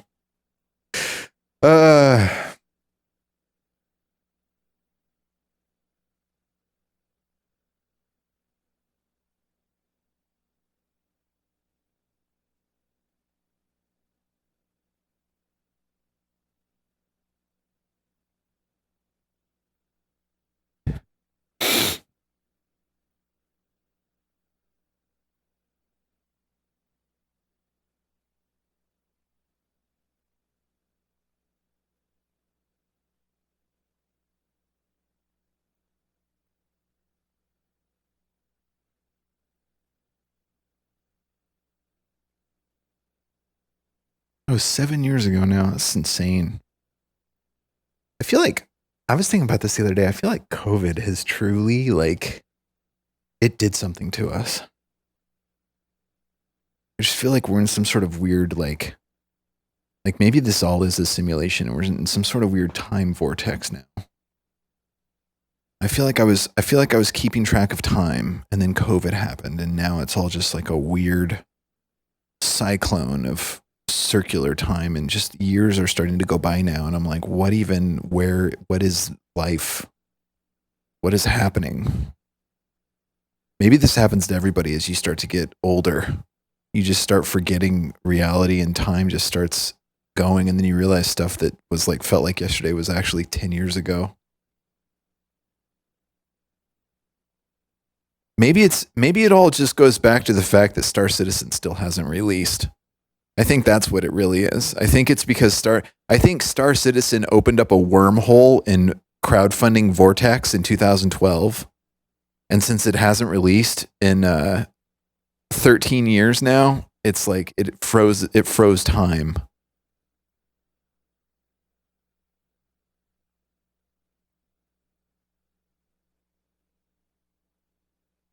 Yeah, isn't it crazy? Like, I really feel like something did change. Like, something did change.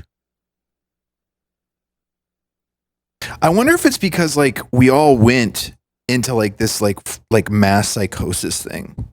Like, everybody, because it's like, I don't know, man. Like, I wonder, like, if maybe we're all just traumatized.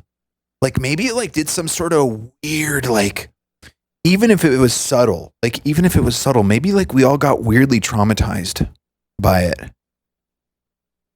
Like, not like where it's like you're actually like terrorized, like robbed at gunpoint or something, and like you get traumatized, and every time you go out, you're like freaked out when you like see anybody. Like, not that kind of trauma, like where it's like instantaneous, like skew trauma, where like people will go through a traumatic situation in their life where like immediately like they skew.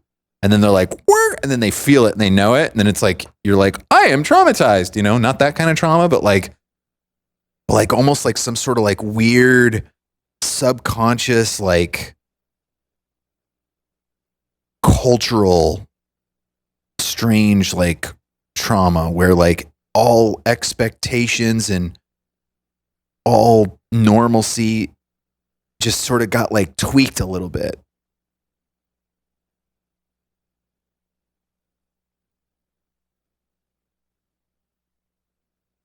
And then you think about like just culturally, like with like kids and stuff going to school and how like they were all isolated for like over a year and a half. And like you think about all the little kids who are like in that really super important developmental stage where it's like they needed interaction from other kids and like socialization and stuff. It's like, I feel like I've been hearing about that too. Like studies are coming out here and there of like skills and like learning objectives are like behind where they should be, even for like places like the United States, which is already like last in education.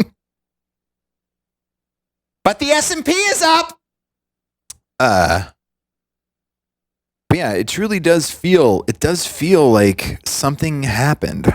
Like something changed. Although, you know, who knows? Maybe that's what they felt like after the fall of the Berlin Wall. Maybe that's what they felt like, right after the .com bust, you know? Maybe that's what they felt like. Maybe all the retirees that lost half of their wealth in the great financial crisis of 2008. Maybe that's what happened to them after that, where they were just like skewed after that. You know, it's like your life is going in this trajectory where expectations may not be exactly what you thought, but you're kind of going through, and it's not crazy, but it's going, and then something happens where it's just like, and like that was COVID on a societal level. I even feel like 9/11 didn't even have that much of an effect. 9/11 had like a cultural effect in the United States. And then, of course, now you have like all the fallout from that, like 20 years of trillion-dollar wars, countless lives lost and traumatized, casualties, economic ruin of the United States from spending all this money on futile death evil. So, of course, there's definitely a cultural, societal, economic fallout from all of that. But like, there's something about like the last 5 years that seems very strange. You know, it all goes back to Terence McKenna talking about it's just going to get weirder and weirder. I guess that's probably what it actually is. Stuff's just getting weirder and weirder. And maybe like our base level subconscious reptilian biological organism brains are just trying to cope with how weird it's getting.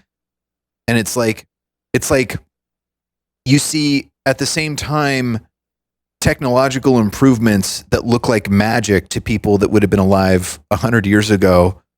And at the same time, you see like vast tent cities of homeless fentanyl zombies popping up all over the place.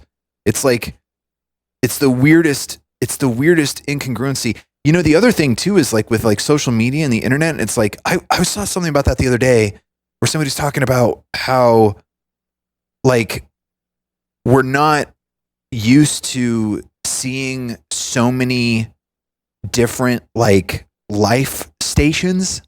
Like, you know, through all of human history, you've basically seen your family, your community, and a little bit of like the greater society at large, like with like a newspaper or something like that. You would hear about something that happened weeks ago in some other country or something through like a newspaper.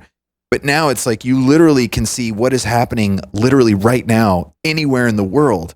And with that many billions of people, it's like our little our little biological organ brain can't handle that kind of discrepancy in different life realities for all the different people, from like the most impoverished poor people buried in poverty to the lavish, rich, multi-billionaire, almost trillionaire tech bros. It's like to be exposed to those two diametrically opposed situations of reality. It's like it's cognitively dissonant at its core. So like that's also part of it too. It's like we're not predisposed to be able to conceptualize that, the difference in those realities.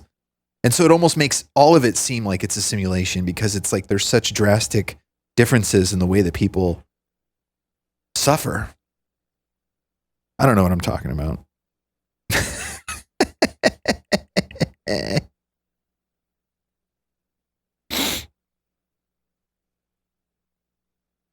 A lingering weird dread that I can't really define. Yeah, I know what you mean. I think it's all because Nixon went off the gold standard in 1971. I think that's really where it all comes from. That's where it all stems from. As soon as he closed that gold window, man, it was over.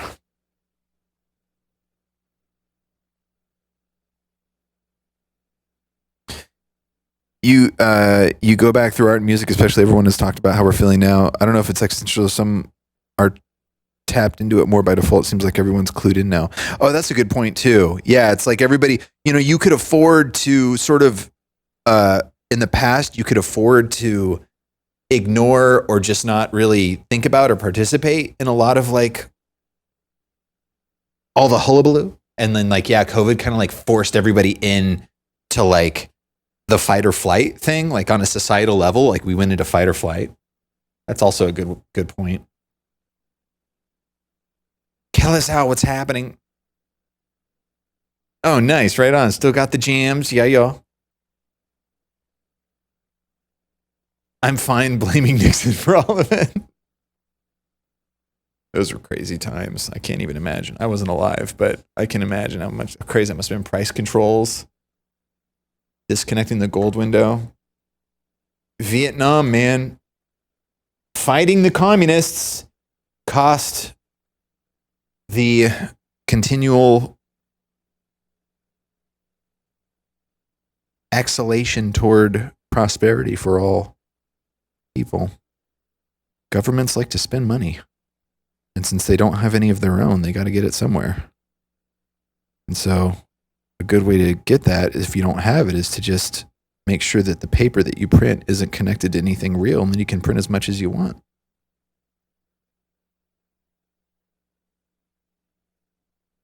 Such a strange system too, because the world depends, well, the Western world, I mean, that's all changing now, but for so long, the world depended on United States government debt as a form of collateral for doing business internationally.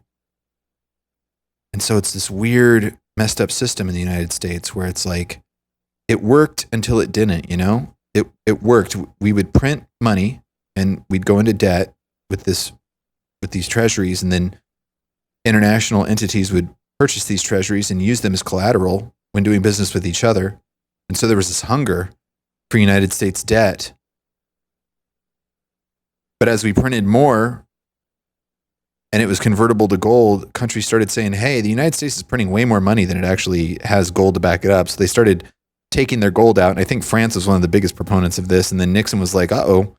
I mean, not Nixon. It was the deep state, or whatever you want to call it back then, was like, uh-oh, everybody's figured out that we're printing way more money than we actually have gold to back it up. So when they severed the gold window, or they severed the gold, you couldn't get gold for dollars anymore. Dude, I have a dollar. I have a $5 bill. I don't know where it is. I'd have to find it. But it's an actual $5 bill. And it says, because I don't know, you may not know this, but like back in the day, like we didn't, like the paper that we have now, I mean, we didn't even use paper anymore. It's just it's numbers on a screen now. But the paper, that was a note to be convertible into silver or gold, and I have a $5 bill that says to be paid $5 to the bearer on demand, I think is what it says. And so you could turn that in to like a bank, and they would give you silver for the actual $5 bill, because that's what it represented. And now it's just literal paper. When Nixon went off the gold standard, it's like they weren't convertible anymore. And then back in the 60s, like up into the 60s, like all the coins were actually made of silver and stuff. And then since even that wasn't working out based on the denominations they were made out of, the metal was worth more than what its actual face value was on the coins it was made out of. So then they started mixing in alloys with that after the 60s. And so you can still get, like, they call it junk silver now. You can get like dimes and stuff from like before the like 1968 or whatever. I don't know when they stopped doing it, but you can like actually get coins that are like actual silver still. What was I talking about? Oh yeah. That's the point I was trying to get across. I'm still trying to understand this. Like, I watch like lots of YouTube videos on it and stuff, but it's like you hear in the United States here, you hear about how it's like we're in this horrible debt. We're in deficit spinning, and like the national debt here went to like 38 trillion or something like that, like just this week or something. And I think it like 2 months ago it was at 37 trillion. So like it's starting to speed up because we're having to print money to pay the interest on that debt. And it's like, why doesn't the government just stop this deficit spending, like cut spending and then pay down the debt? And it's like a normal country would do that. A normal country would try to like get its spending under control and then like pay off its debts to get itself in a fiscally like responsible, situation, so that like, it didn't create these like weird situations where like money becomes less worthless and it's fracturing everything and screwing everything up. But the United States is unique because the world economic system uses the United States government debt as like a currency. And so there's this like thirst and this need for United States government debt to lubricate like the financial system of the international world.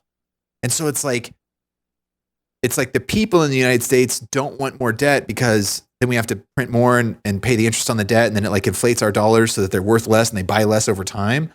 But then internationally, it's like there's this craving for more of it to use it as like this lubrication in the international economy. And so it's like, that's like the double-edged sword of having the world reserve currency, is that you have to supply the world with this currency to use as collateral in transactions, but then you can't pay off your debt in your country because you need to supply the world with that debt, and they want more and more of it. So you have to keep issuing more and more of it as the economies in the world grow, and they need more of that debt to use as a currency. Like, you have to provide more of it. So it's like it'd be great to be able to pay down our debt, but if we did that, we would crash the world economy because they wouldn't have that lubrication for like the world economy. I still don't really understand it completely, but it's like, it at least isn't as perplexing as to why do we just keep doing this? Like, why do we keep spinning into oblivion? Because at some point it seems like it has to explode, and everybody keeps saying that it's going to explode. And I've been like paying attention to this for like, I don't know, going on 10 years now. And like, it still just seems to keep going and going and going. And it's like, stuff is costing more every day, it seems. Yet it just keeps going. It just keeps going and going and going. It's like, how long does it go? And people are going to be like, people say like, oh, it's going to crash any second now. And then people are like, oh, it'll go on for another year. People are like, oh, another 5 years. People, 10 years. People say it'll never change. It'll just be slowly over time. It'll get worse and worse. It's so weird.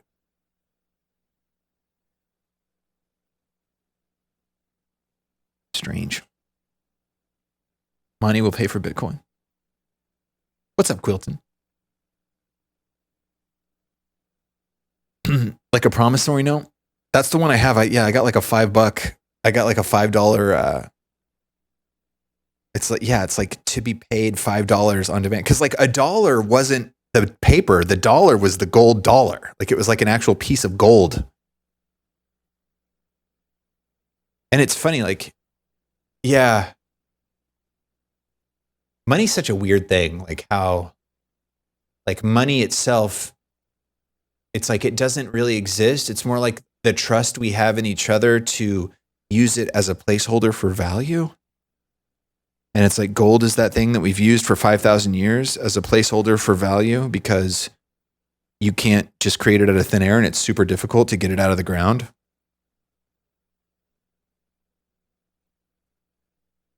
And then, yeah, that brings Bitcoin into the argument too of like, it's amazing, like seeing on social media, like on FinTwit and stuff, just seeing people argue about like whether or not Bitcoin is the future of currency or if it's a total like tulip mania bubble type situation.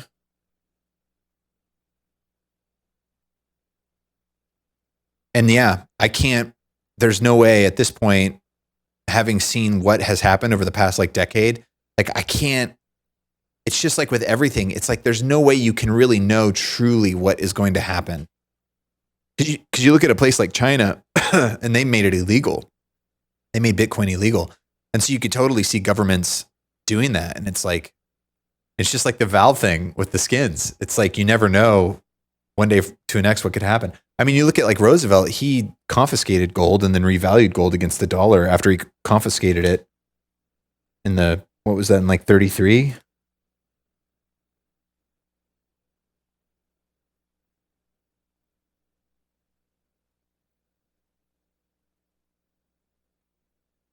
It's very complicated.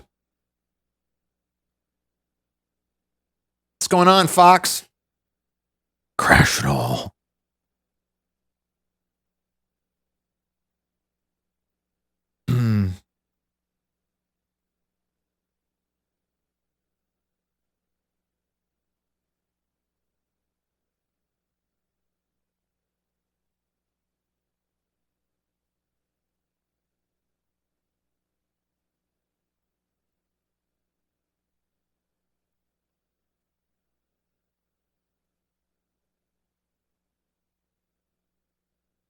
The AI thing is crazy. The AI thing is absolutely insane. Like that has been insane to watch. I almost wonder like if it's not like the NFT stuff where it's just like it's amazing. Like I will be, if you know me, I am the first one to say that what has been done over the last couple of years is absolutely nothing short of miraculous in what we're capable of now.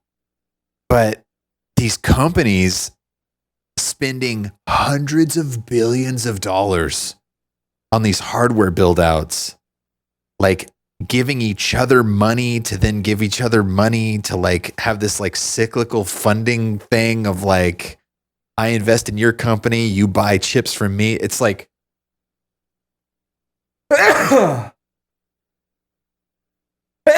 excuse me.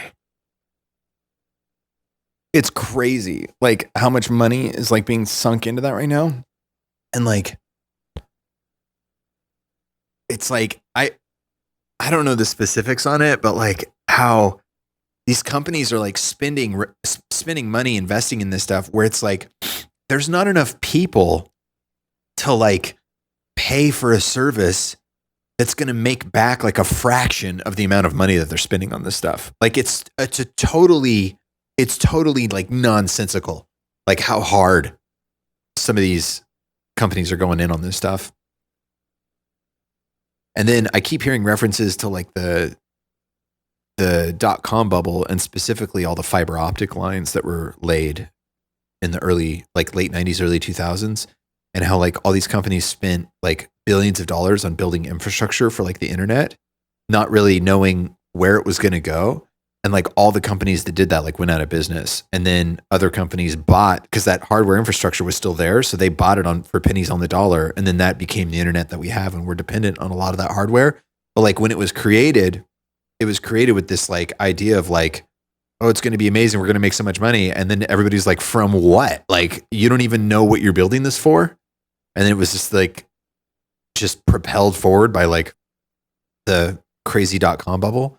And it's like everybody's saying that that's what's happening now is like all these AI companies are spending hundreds of billions of dollars building this like infrastructure. And it's like, what is this even for? you're not going to like, where are you going to like make the money back that you're spending on this? And they're like, we don't know. We're like, it's going to be super intelligence. Like we're creating the new God. And everybody's like, the thing can't even parse my spreadsheet yet. It still screws up. It's still lying to me about like my numbers on it can't even do arithmetic very well. And you're telling me you're building God with your $700 billion that other company gave you to spend back on them on chip. It's just like, what?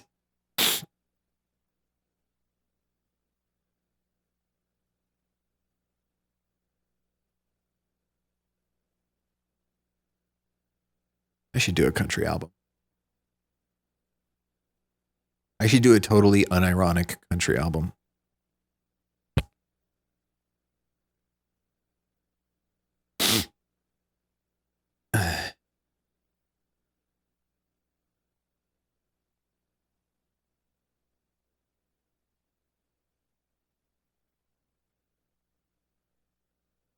Money is an IOU. That's exactly right. Anarchist Arkwin.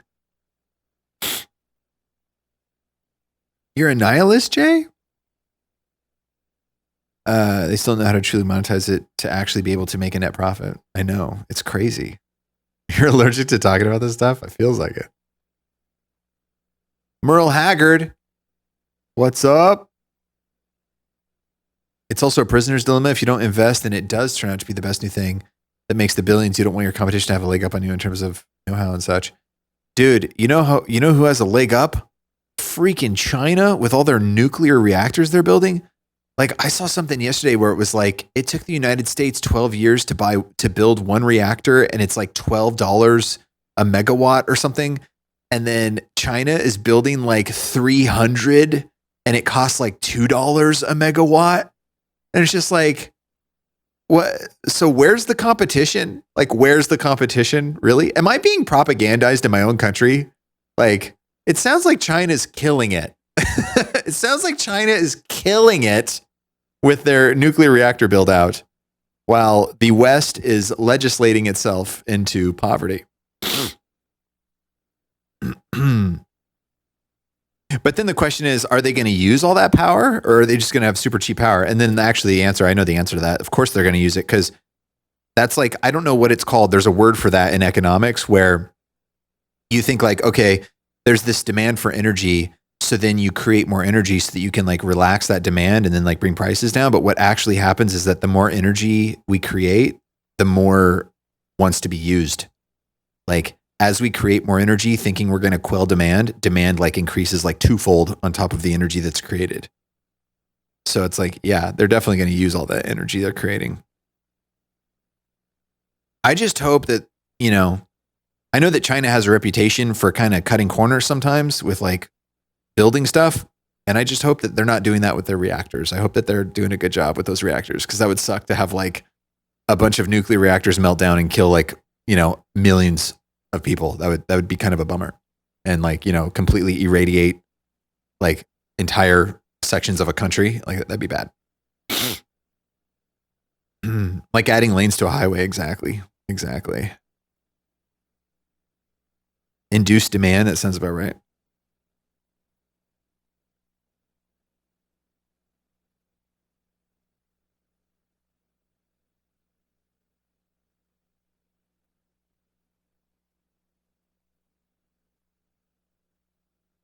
I would love to be like an optimist and just drink this Kool-Aid that like AI is just going to solve the world, By 2030, AI is going to solve the world.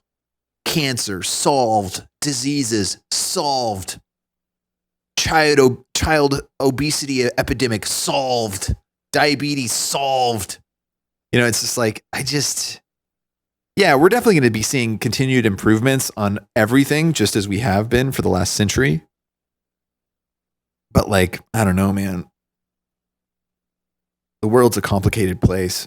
And thinking that like, if you just throw enough money and build enough GPU data centers, it's like, I don't know, man.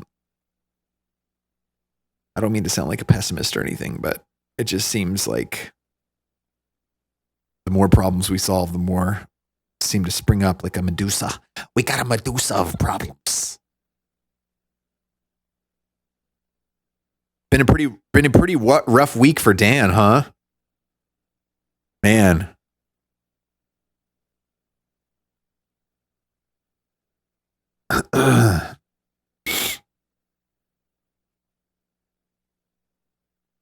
I was explaining about it like this: to loan to build a nuclear plant, the use is cheaper, but building it in USA is expensive. So your loan cost kind of math stuff means it makes less financial sense to go nuclear compared to cold gas plant unless a company starts in the USA to mass produce them. That could drive the cost of construction down. I don't think nuclear would be able to go big in the US, and all the regulation also being different from state to state would make it difficult, I guess. Yeah, I don't know. It takes a long time to build any sort of power plant. Anything that seems to involve energy and resources in the United States seems to take a really long time, like 10 years minimum, like from starting the process to like getting permitted and like actually building places, like building mines, building power plants, like building anything. It seems like regulation in the United States is pretty hardcore, but then in Europe it's even worse. I saw an interview with a retired finance investor dude the other day. I can't remember his name, but he like worked for Fidelity for like 40 years and he never had a down year, like some sort of like investing genius. And he said the United States innovates, China duplicates, and Europe legislates.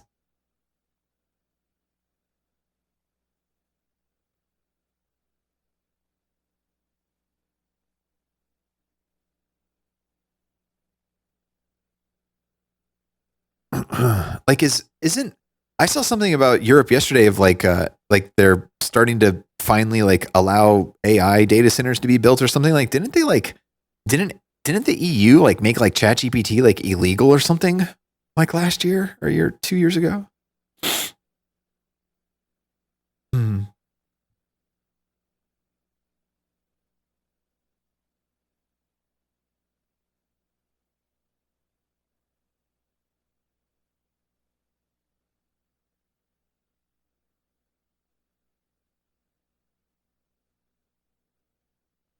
Get on ePath? What's ePath, Jay?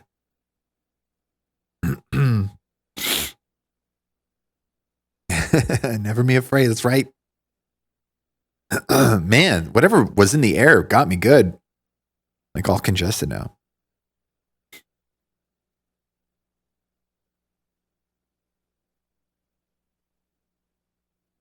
Yeah, it's just crazy times out there. It's just crazy. And it's like, has it always been this crazy and we just haven't had access to the kind of information we have access to now? Like, have we all been for the entirety of the 20th century, were our parents and grandparents just like completely propagandized so hardcore that they just didn't have access to the kind of nihilism that we have access to now? Like, just, is that what it is? Is it that nothing's really changed? It's just that we know about it now? Because it's like nobody trusts anything anymore. Like nobody trusts any authority figures. It's like everything you read and see in the mainstream, it's just like you can see that there's an angle. It's like everybody has an angle on everything now. And it's like, I wonder if like our parents and grandparents just thought that just didn't see that or something, or didn't. I mean, it's like if you've got ABC, NBC, CBS, the New York Times, and the Wall Street Journal, and they're all owned and operated by all the oligarch friends, then do you even realize that there's a difference of opinion? I remember like in the 90s, like I was little, so I don't remember like vividly, but I just remember that like the disagreements were like not anything close to like what there is now. And it's like, it seems like everybody was united on certain basics. And it's like, was that a result of just a more cohesive society, or was it actually that like the propaganda machine was in full control back then? And so now, since we don't have like an internal, like homogenized propaganda, like infrastructure, everybody's just confused, perplexed, angry, sad. Because it's like the whole house of cards is sort of like just like washing away in front of our eyes. It's like the Matrix where he's like eating that steak and he knows it's not real, but he doesn't care because it's delicious. It's like, is that how we used to live? And now we're sort of all forced to live in this reality. It's like thinking about like the American frontier and romanticizing it as far as like pioneers going out and exploring, and really like the American frontier is just laid with the death, blood, and bones of suffering and terror.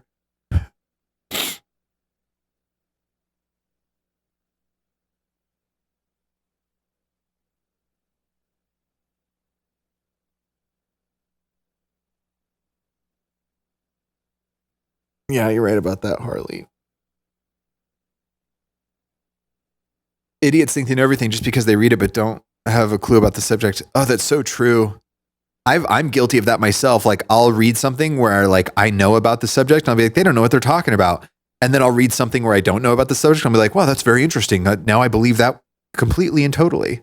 It's like, that must be everything. Like everything must be completely nonsense if you know anything about the specific subject they're talking about.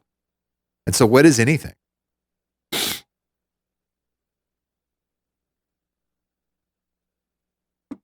Frontiers were smarter, like the people that went on the frontier.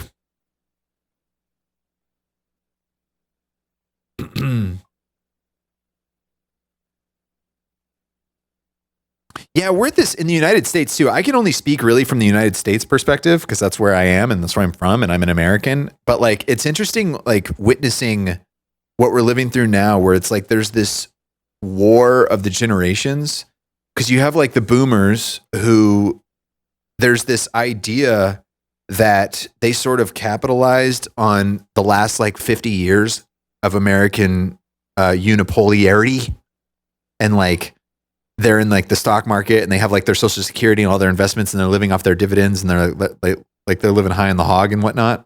And then it's like all of the younger generations are like irritated at that and feel like they've been left with nothing. And now it's like, especially with Social Security, it's like back when Social Security started, you had like 12 people supporting one person on Social Security. And now it's like 2 people support one person on Social Security. And that money goes into Social Security and then it's immediately gone because they didn't actually save it. They used it to spend on other programs. So it's all a Ponzi scheme anyway. And so like I saw this post the other day from Amy Klobuchar about needing to pass some, because the government shut down right now in the United States. And like she was talking about how they need to pass this legislation so that these like early retirees can like have lower healthcare premiums. And then like it was just amazing to see this. Like it's like there really is this interesting sort of like divide right now in the United States where it's like young people who are like completely strapped with like credit card debt and student loan debt. They can't buy a house because housing prices are too high, interest rates are too high. They're like upside down on their car loans. It's like unbelievable. Like all these the car loan companies are going bankrupt. All this loans are like it's all fraud. Like it's just crazy. Everything going on right now. And so like young people are like irritated. So then they're voting for like literal communists, like in New York, they're like literally voting in a communist there. And then you have like these career politicians like Amy Klobuchar tweeting out about how we need to pass legislation to further support boomers, like early retiree boomers, so that they can have like a cheaper health insurance premium. All the while, like how much do people pay in health insurance? Like families of 4 are paying like $25,000 a year for their health insurance premiums. Like these are people like young families where it's like they don't really use their insurance much, but they're paying like $25,000 a year to these insurance companies. And it's just like, what is happening? Like our society is so fractured with I guess if you're trying to look at it purely based off of like the demographics of it, the boomers are the largest generation and they do vote. So I guess a politician like Klobuchar thinks that it makes political sense to basically side with the boomers because she knows that they're the ones who have the money to donate to her political campaign. and they're the ones who vote mostly. And so it's like, who cares about the younger generation? What are they going to donate to my campaign? They're so upside down in debt that like they can't afford to like actually buy their groceries with cash. They have to like put their grocery bill on credit cards. You think they're going to donate to my campaign? Like, forget that. And so then they're like saying that we need to pass legislation to like cushion boomer health insurance premiums. It's crazy times, man. It's crazy times. I don't know, man. You piss off young people. I mean, that's when societies change. When the kids are really pissed off, when the kids really feel like things aren't going their way, they get real mad and they got lots of energy. And they also don't have the life experience to realize that breaking stuff is not the best. It's usually not the best solution. Destroying the fabric of society is typically not the best solution, even though it feels really good in the moment. It may feel really good to light the federal building on fire and destroy it and kill everyone inside. That might feel good for about 5 seconds. And then you realize that there's literal nothing and it's now anarchy. Oh, well, that's fun. That doesn't seem as productive as I thought it was going to be, but hey, we got them. Klarna groceries, I know, right? Oh, it's so crazy.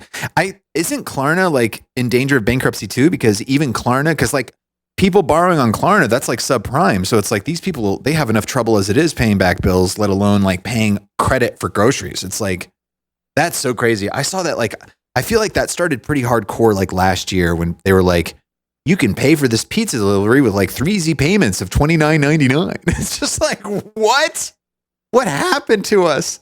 What happened to us? It reminds me of Peter Schiff. He talks about how, you know, when you ask your friend how they're doing, they're supposed to say, oh, I'm doing great. I don't have any debt. I paid off my mortgage. I bought my car with cash. I have some money in the bank. It's great. Everything's going great. It's like, you're not supposed to say, oh, I have $30,000 in student loans. I have $25,000 in credit card debt. I have a $1,500 car payment. Have you seen those videos of people walking around like I've seen where they go around the dealership and they ask all the people that work in the dealership what their car payment is?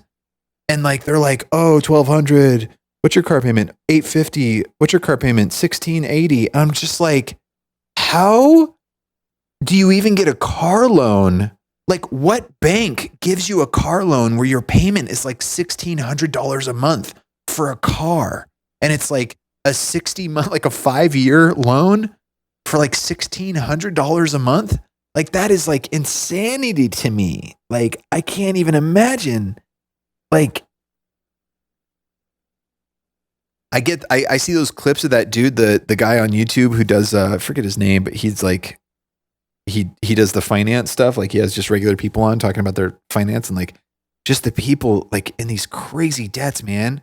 They got like their housing debt. Like they have like a 6% interest rate on their house they can't afford. Then they have like tens of thousands in credit card. They have like 3 cars all with payments, their health insurance. Like it's just crazy. Oh man. Can't end well.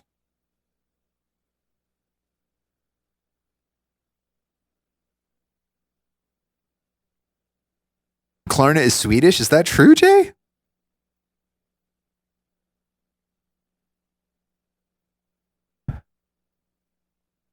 In video games. Oh, that's so great. I've seen clips of him doing that where he's like literally calling for the downfall of society. He's like, in video games. I saw a post about that the other day too. Somebody talking about how like, I mean, I think we've talked about this before, but just how like Twitch, how it's gone, like it's not video games anymore. Like how like IRL just chatting and like basically it's the new reality TV. Like Twitch has turned into reality TV. I thought that was an interesting point. Yeah, because when I started doing music back in 2015, it's like that was weird. Like the creative section was weird because it was all video games back then. There was no just chatting. There was no IRL. So doing like music or anything creative, that was like definitely fringe back in those days.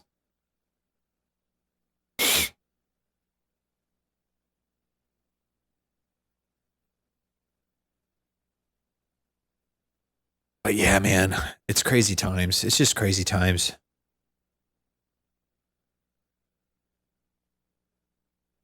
Yeah, and then it's like if you bring it back to like what I'm about, which is basically the whole thing with like music and AI and stuff, and it's like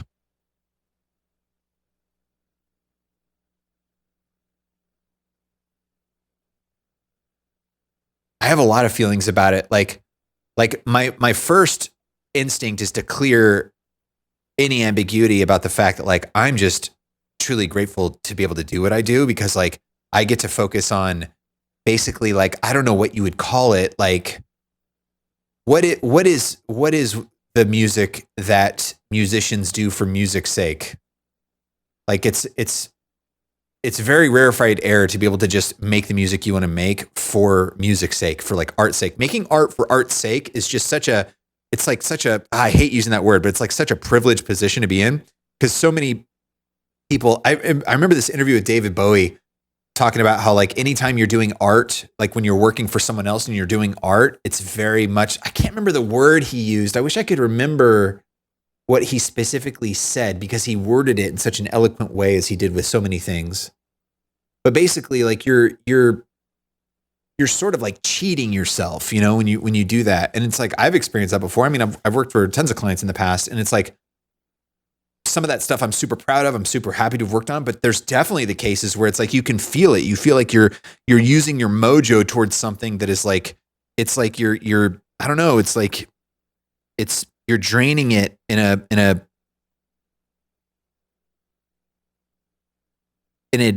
unproductive ways. The simplest way to put it. My words are stupid today. I'm sorry. I can't think straight.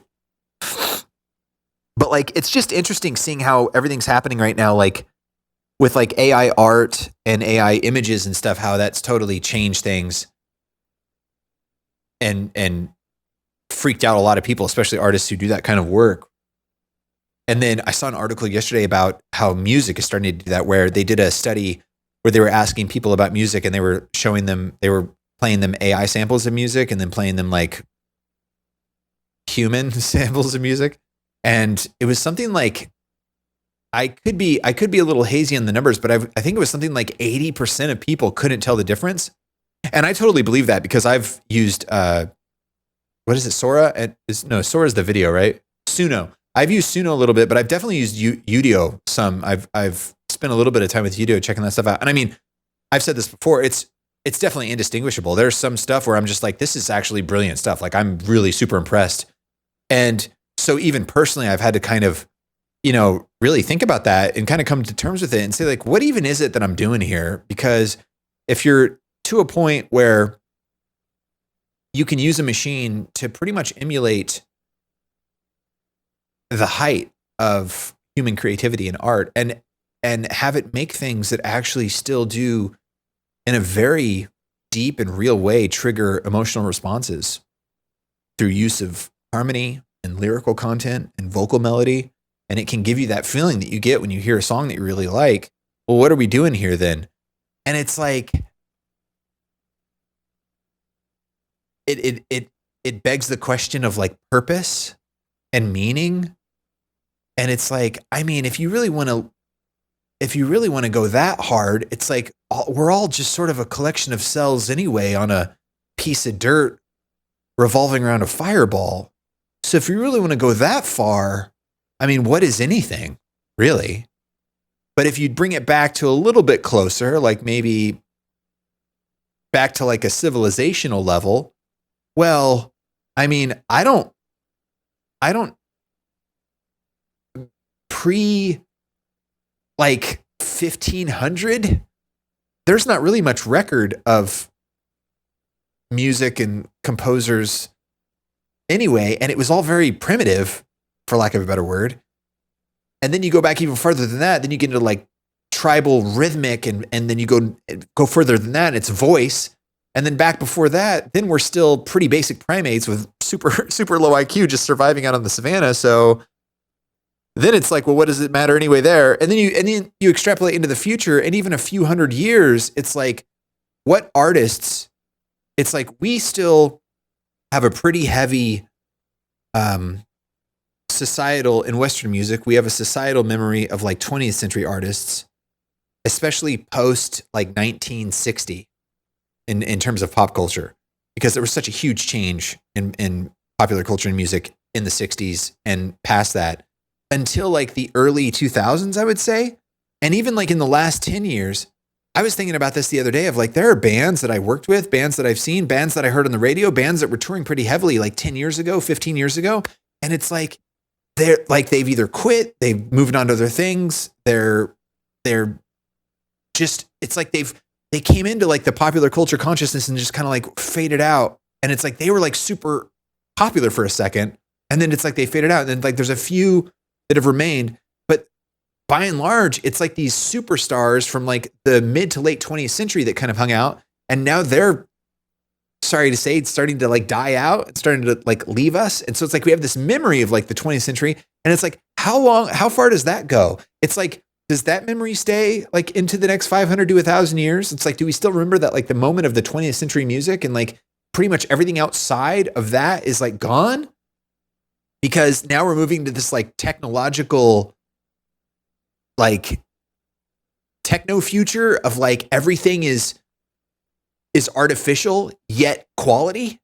Because I mean, I think that's where we're going, is like where, yeah, it's artificial, but if the quality gets so good, it's like, what does it matter if it's artificial? It's like Tupperware is pretty sweet. It's like, yeah, having a handmade glass bowl's awesome and you can appreciate it, but yeah, Tupperware works pretty good. You know? Reminds me of the story that when Tupperware was first invented, it was like seen as higher value than actual handmade stuff because it was so consistently manufactured. So you could like stack it super easy, and like all those 1950s peeps loved it. Anyway, so when you go into like thinking of it in terms of like individually as like an artist or a musician, then you start to say, well, what is the point anyway?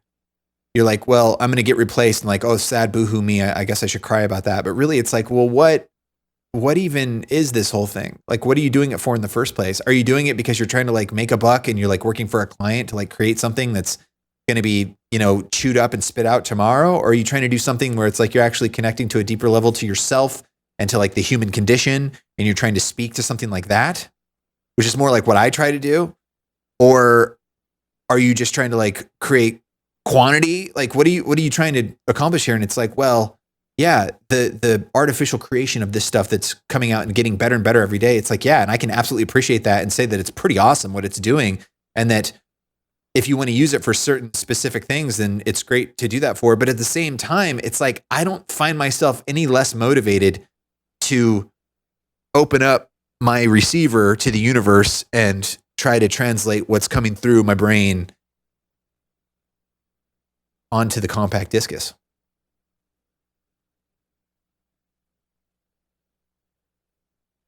And some people are feeling like discouraged by it. And I don't feel discouraged. But I mean, I've been at this long enough now that it's like, it's not isolated. None of this is isolated. None of this is in a vacuum. This is like a societal thing we're going through. This really is like an industrial revolution, so to speak. It's like we really are going through like a weird transition time. I mean, like, what's Earth going to look like 100 years from now? Hopefully it won't be a irradiated desert landscape with a nuclear fallout winter. But barring that, because you can't really prepare for that, barring that, it's like 100 years from now, are we thinking a hyper technological, abundant, low suffering global society? Or like 100 years from now, are we thinking like there'll be like a Byzantine city state set up where like you'll have walled cities that are so far futuristic compared to anything we've ever experienced, and then outside of those walls will be like the suffering of yore? Like, I don't know. I mean, if you had to get me to guess, I would say it probably would be more like that, because it seems like, at least contemporarily, it seems like we're seeing a breakdown of institutions and structures. And I've seen talks on that too, about how with the Industrial Revolution and technological advances, we've driven child mortality down so much that we've basically eliminated Darwin from the equation, and so that we're creating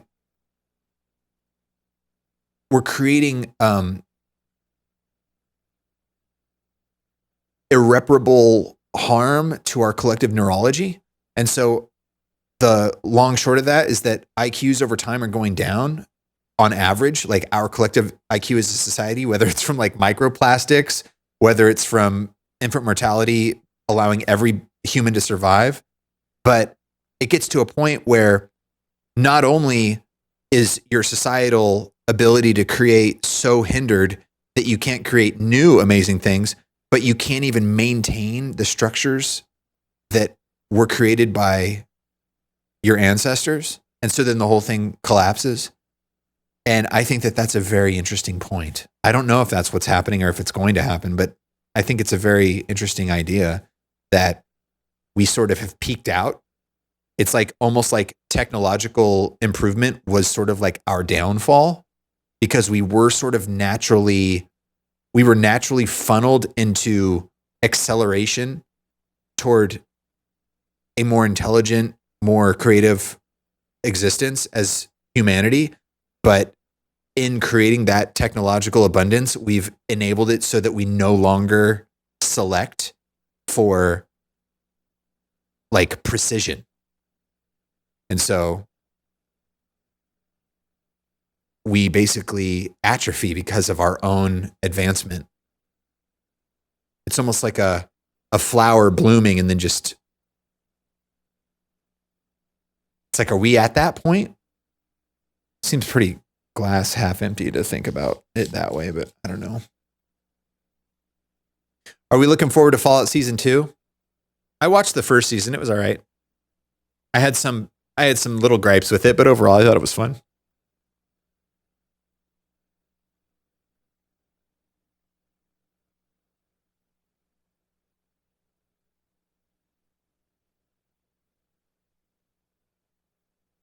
One thing I believe will be part of the future is that Mars will soon be colonized by humanity, and land to build on there is cheap. The only bottleneck would be resources. In the moment that's solved, buying a ticket to there and a house will be cheaper than a house here, I'm willing to bet. An economy can grow there insanely, creating its own craze, I think.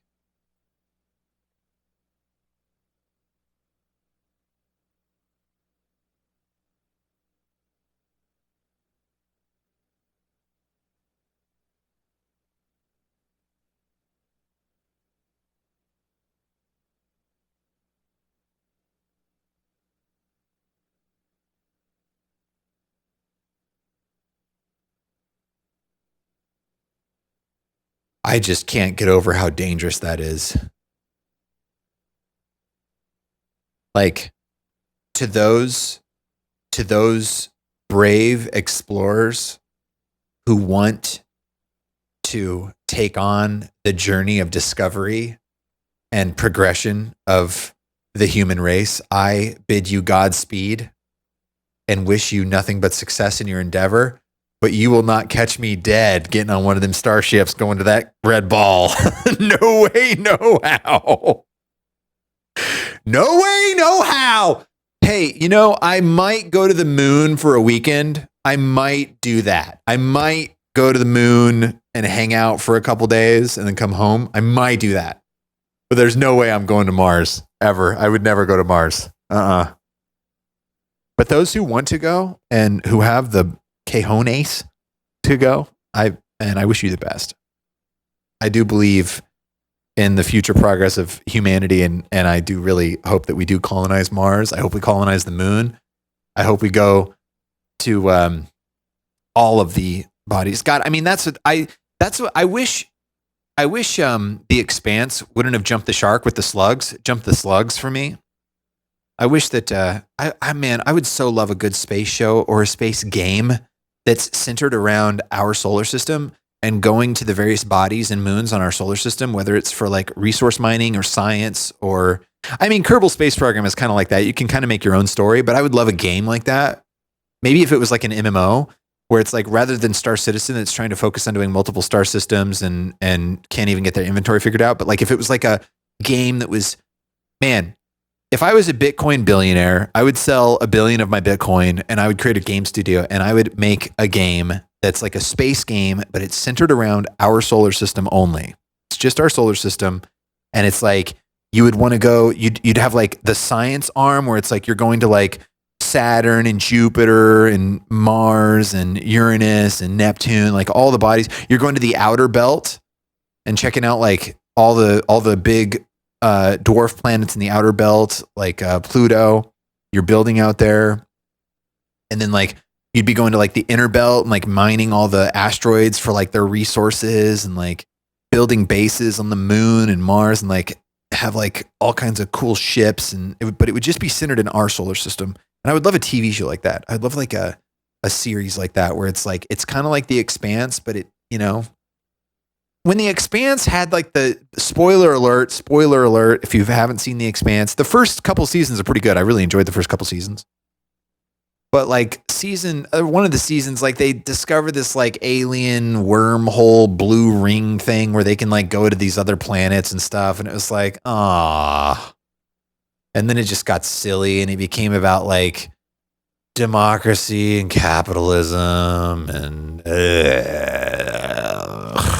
like I was just yawned to death. And then there was the slugs. And once the slugs came along, I was like, okay, we're done here. And the blue people kind of got me too. The Blue Man Group was kind of just like top secret government weapons program.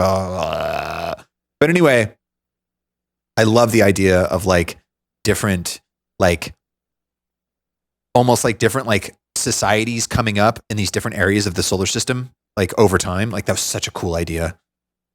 And like how there were like, there's like a colony living on, what was it, Ceres or one of the asteroid moons. It was so cool. Like the idea of that was so cool.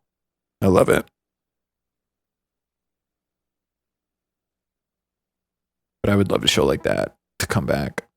Spring Break on the Moon. Let's go. Didn't the movie Idiocracy kind of explore that idea? They'd automate farming and medicine so much that when something happened, they couldn't troubleshoot it or understand the concepts. Yeah. Idiocracy is a very, what do you call it? A prophetic movie.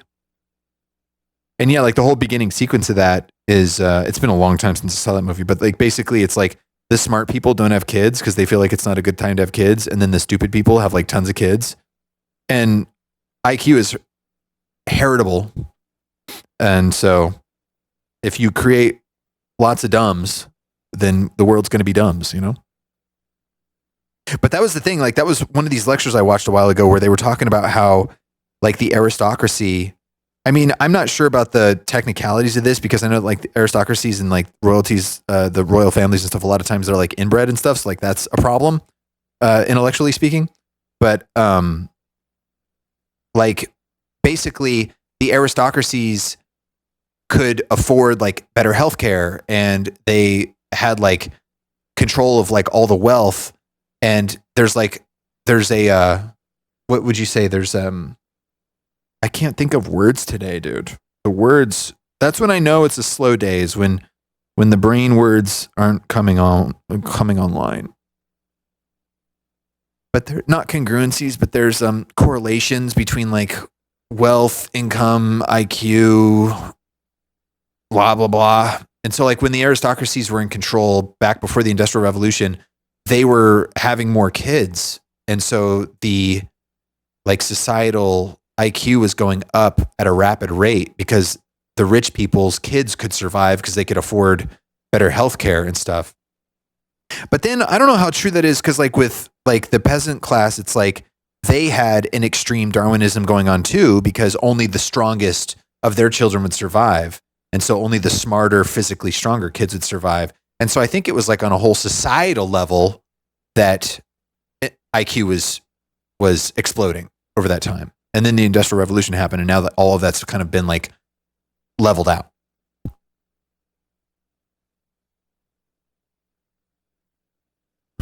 Oh yeah, it's got the electrolytes, right? It's got the electrolytes.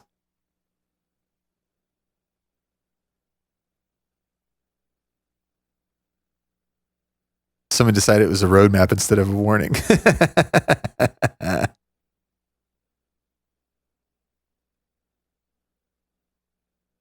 You might not be delayed. It might be me. I'm always delayed.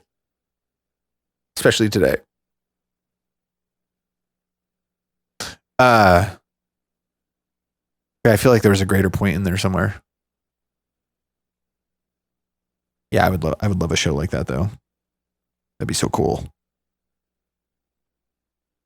Oh, I guess yeah, you were talking about like Mars, like colonizing Mars and stuff. Yeah. Yeah, I hope that in my lifetime, I hope before I die I get to see like something like that. That'd be cool to see humans on Mars. Or like to see us go to like the inner belt, like go somewhere in the inner belt or something. That'd be cool. That'd be neato. I mean, we already are doing that with like probes and stuff. I mean, that's pretty cool. Like I watched what's the name of that YouTube channel? I think it starts with an A, and it's this dude who does like documentary style YouTube videos about like the different missions and stuff that all the spacecraft are doing right now. And just saw a video recently about like the Juno mission around Jupiter and Jupiter's moons, and it was so cool. Like it got so many pictures and so much science data and stuff on what's going on with all of Jupiter's moons and stuff. It was super neat. So I mean, we already are doing that, kind of. It'd be cool to see humans. It'd be really cool to see humans land on Mars. That'd be pretty neat.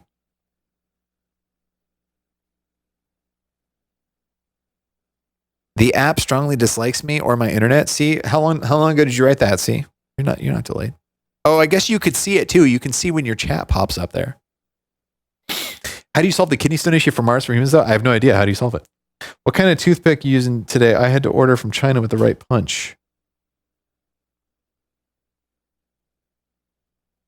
What? What kind of toothpick?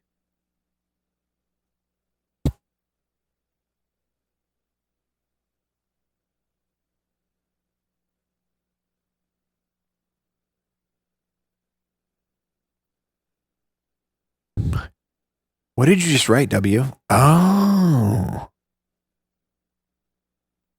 It's not showing up on my other screen there. It's just literally blank space. Well, we've covered a lot of bases today, from creativity, freshness versus long-term ideas, to economics, to gold standards, to war, famine, to abundance, future tech. All right. Yeah, that's what happened with less caffeine. Seriously. Oh, you're talking about the water pick? Oh, what do I have? I don't know. I got it on Amazon, and it was pretty like entry level one. Like it just has like a power button and a little knob for power. And it holds about, I'd say maybe a cup and a half of water.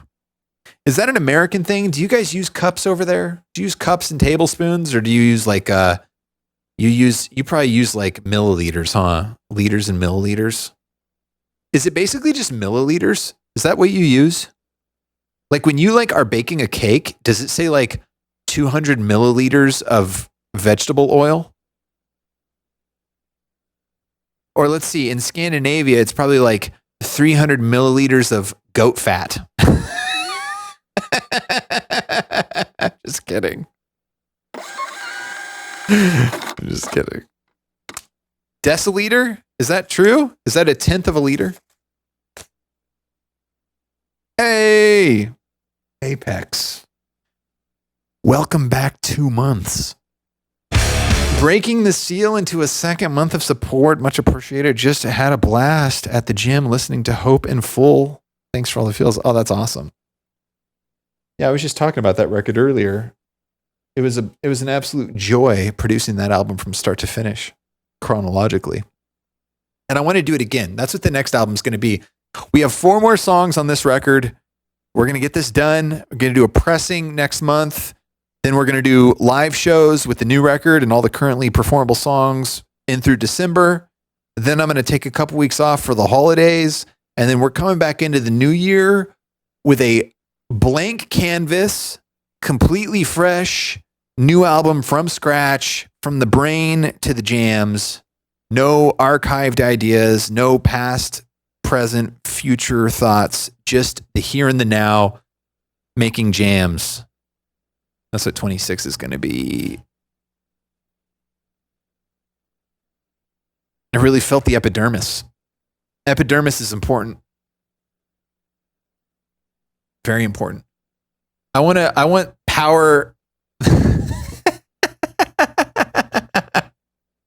Yes, I did. It is weak. Even when I have it all the way set up to 10, it's still weak. I feel like it's not enough. Gold Stannis.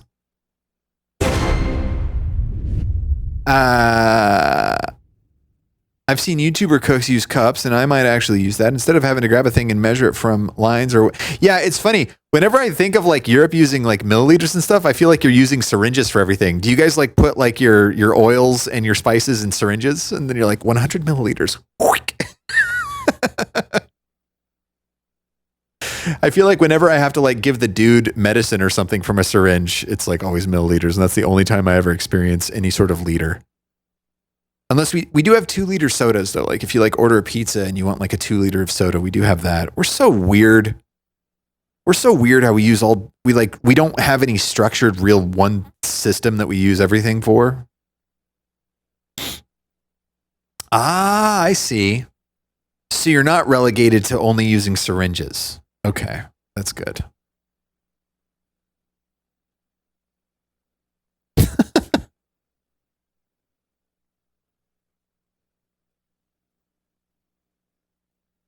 Are you saying Lone Star Jam? I've never had Lone Star. Is it good? Ghost Weird, what's happening? No interference. Flux, I like that. That's a good one. Although we are done with the Fs, unfortunately. We're only allowed to do 4 of each. It's contractual. It's a contractual thing. And so we have fine, fear, fire, and feel. And what was the last album was Fear, right? Yes.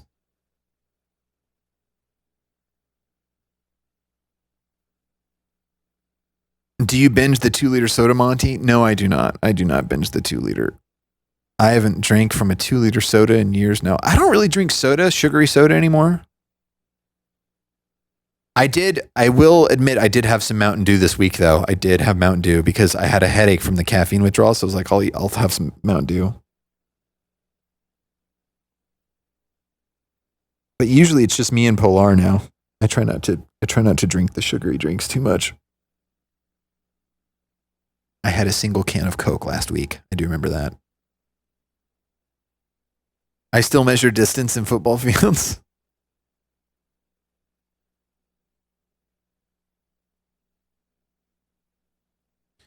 We have big plastic see-through containers with a handle, and it has lines to tell you 50 milliliters, 100 milliliters, 150 milliliters, up to like 500 or 1,000.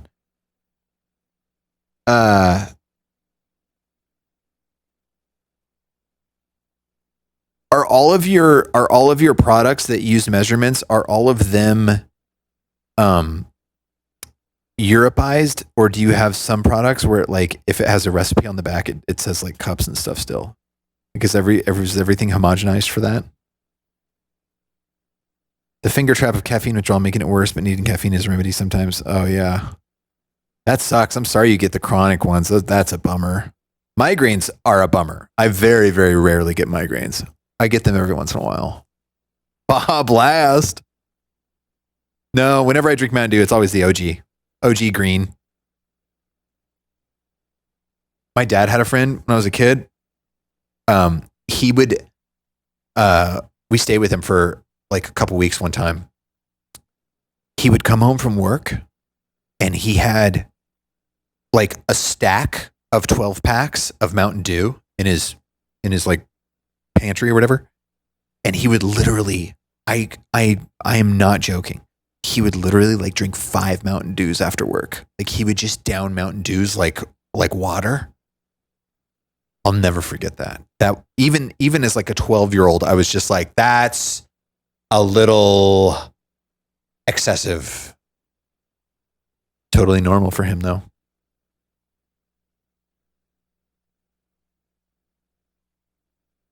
There's this sticker on the back with the right measurements. I see.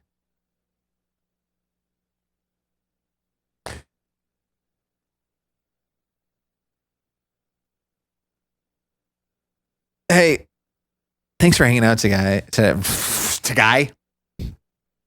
Thanks for hanging out, Tagai. Um,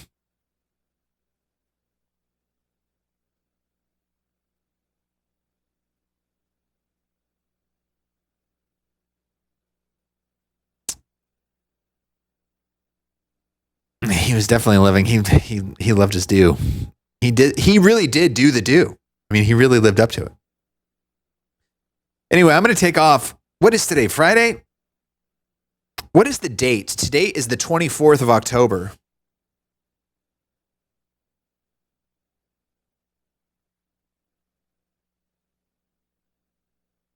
We have to be to press by November 15th.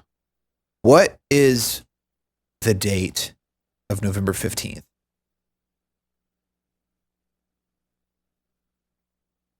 Okay, so the 15th is a Saturday. Okay, we have to be to press by the 17th. By Monday, the 17th of November, we have to be to press. So that way it'll be here by it'll be here by the 5th. I mean, it'll be here before that probably. But it has to be here by the 5th. And then so as soon as I get it off to press, I'll start getting it set up for live performance. And that'll take probably about a week or so. And so that way we can have all of December. We'll just do live shows with the new album and everything else. And then anybody who wants the new album, I can get it to you before the holiday. So we have to be finished and press ready on November 17th. So that gives us 3 weeks. No problem. No problem. Okay, so we have to do 2 songs a week. And then we have a week to do final mixing and mastering. That's enough time, but it's going to be tight. We got to really get it. We got to really get it rolling. Cuz 2 songs next week. I mean, dude, we can do that. That's no problem. So that's what we're going to be doing. We're going to be going hard. I'm hoping by Monday I will be completely back to normal. I don't think I've had a headache more than 3 days in a row, like ever. But hopefully I'll be back to my regular feels on Monday. We'll be good to go. And then, oh, I did fix my sleep schedule. Anybody who's curious about that, let's turn on. Can we get some lights, please? I know that you have a headache, but can we get some actual lights, please? I did fix my sleep schedule. I was trying so hard to get some good sleep, and yeah, I just can't even think. I can't even think straight right now. So I was trying to fix my sleep schedule. I was going to bed like early, and then what was happening was like I'd go to sleep at like 11, and then I'd wake up at like 1 o'clock, and then I would just be like up because I didn't have the sleep juices going.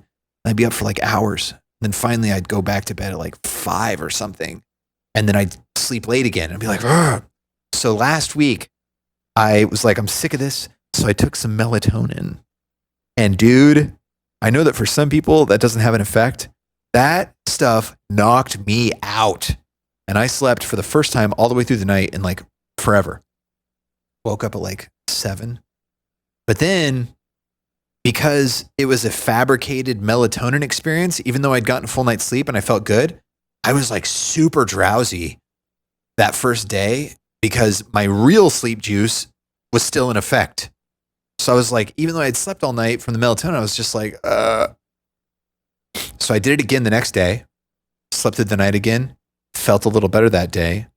Then the third day, I had half of a melatonin, and they were 5 milligrams.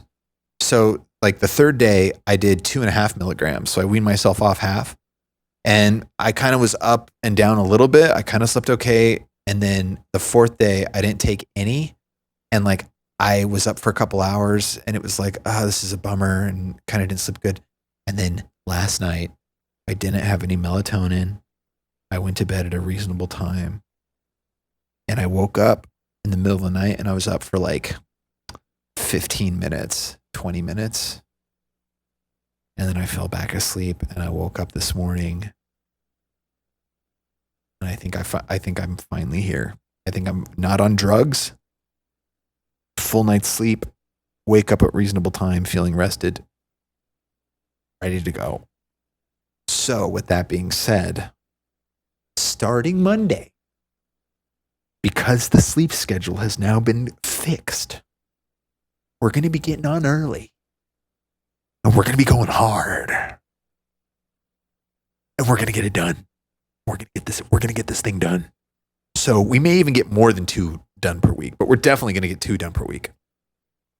So come by on Monday if you want to continue the journey of the production and stuff with me. We're going to do it. And it's going to get done, or we're going to do it. Okay? All right. Yes.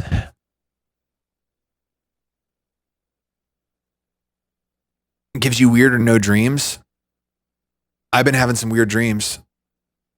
I had a dream last night that I did a heist with a guy I used to work with. We stole a Ferrari from a bank vault. There was a Ferrari and there was a bank vault, and it had all kinds of interesting things in it. And one of those things was a Ferrari he wanted. So we stole a Ferrari in a heist. It must have been because the Louvre heist was making me think about heists.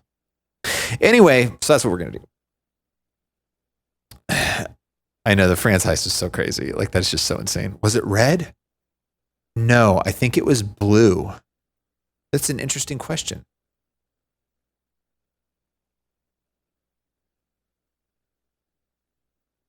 Yeah, sleep is one of those things I've been interested in for a long time, thinking about how I can hack it. And I've come to the conclusion after a decade of experimenting that I don't think you can. Well, at least I can't. I think you just, for me, I just got to get the full night. If I get the full night, I feel great. If I don't, it cascades into a world of problems. But hopefully we're good to go. It was that Ferris Bueller fellow. That was a Porsche, right? Didn't his dad have a Porsche?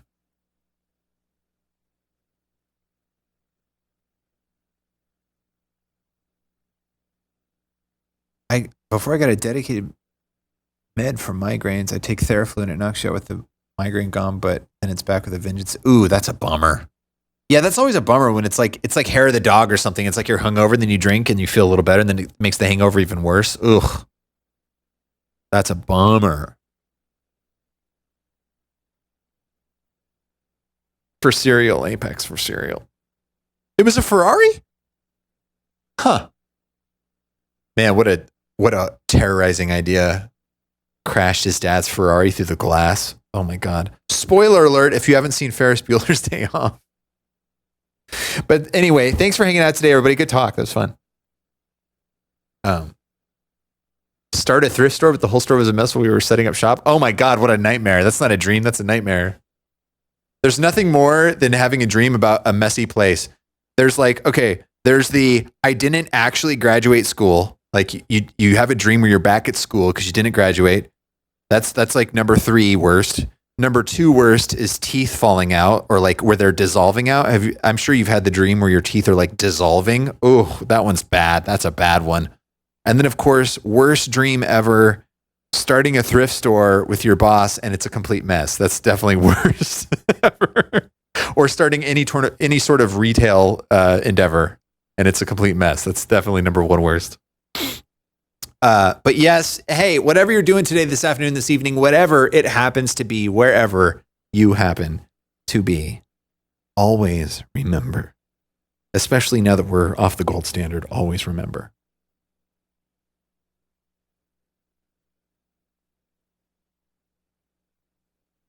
Never be afraid. Kill music. Dude, this desk. Do you see this?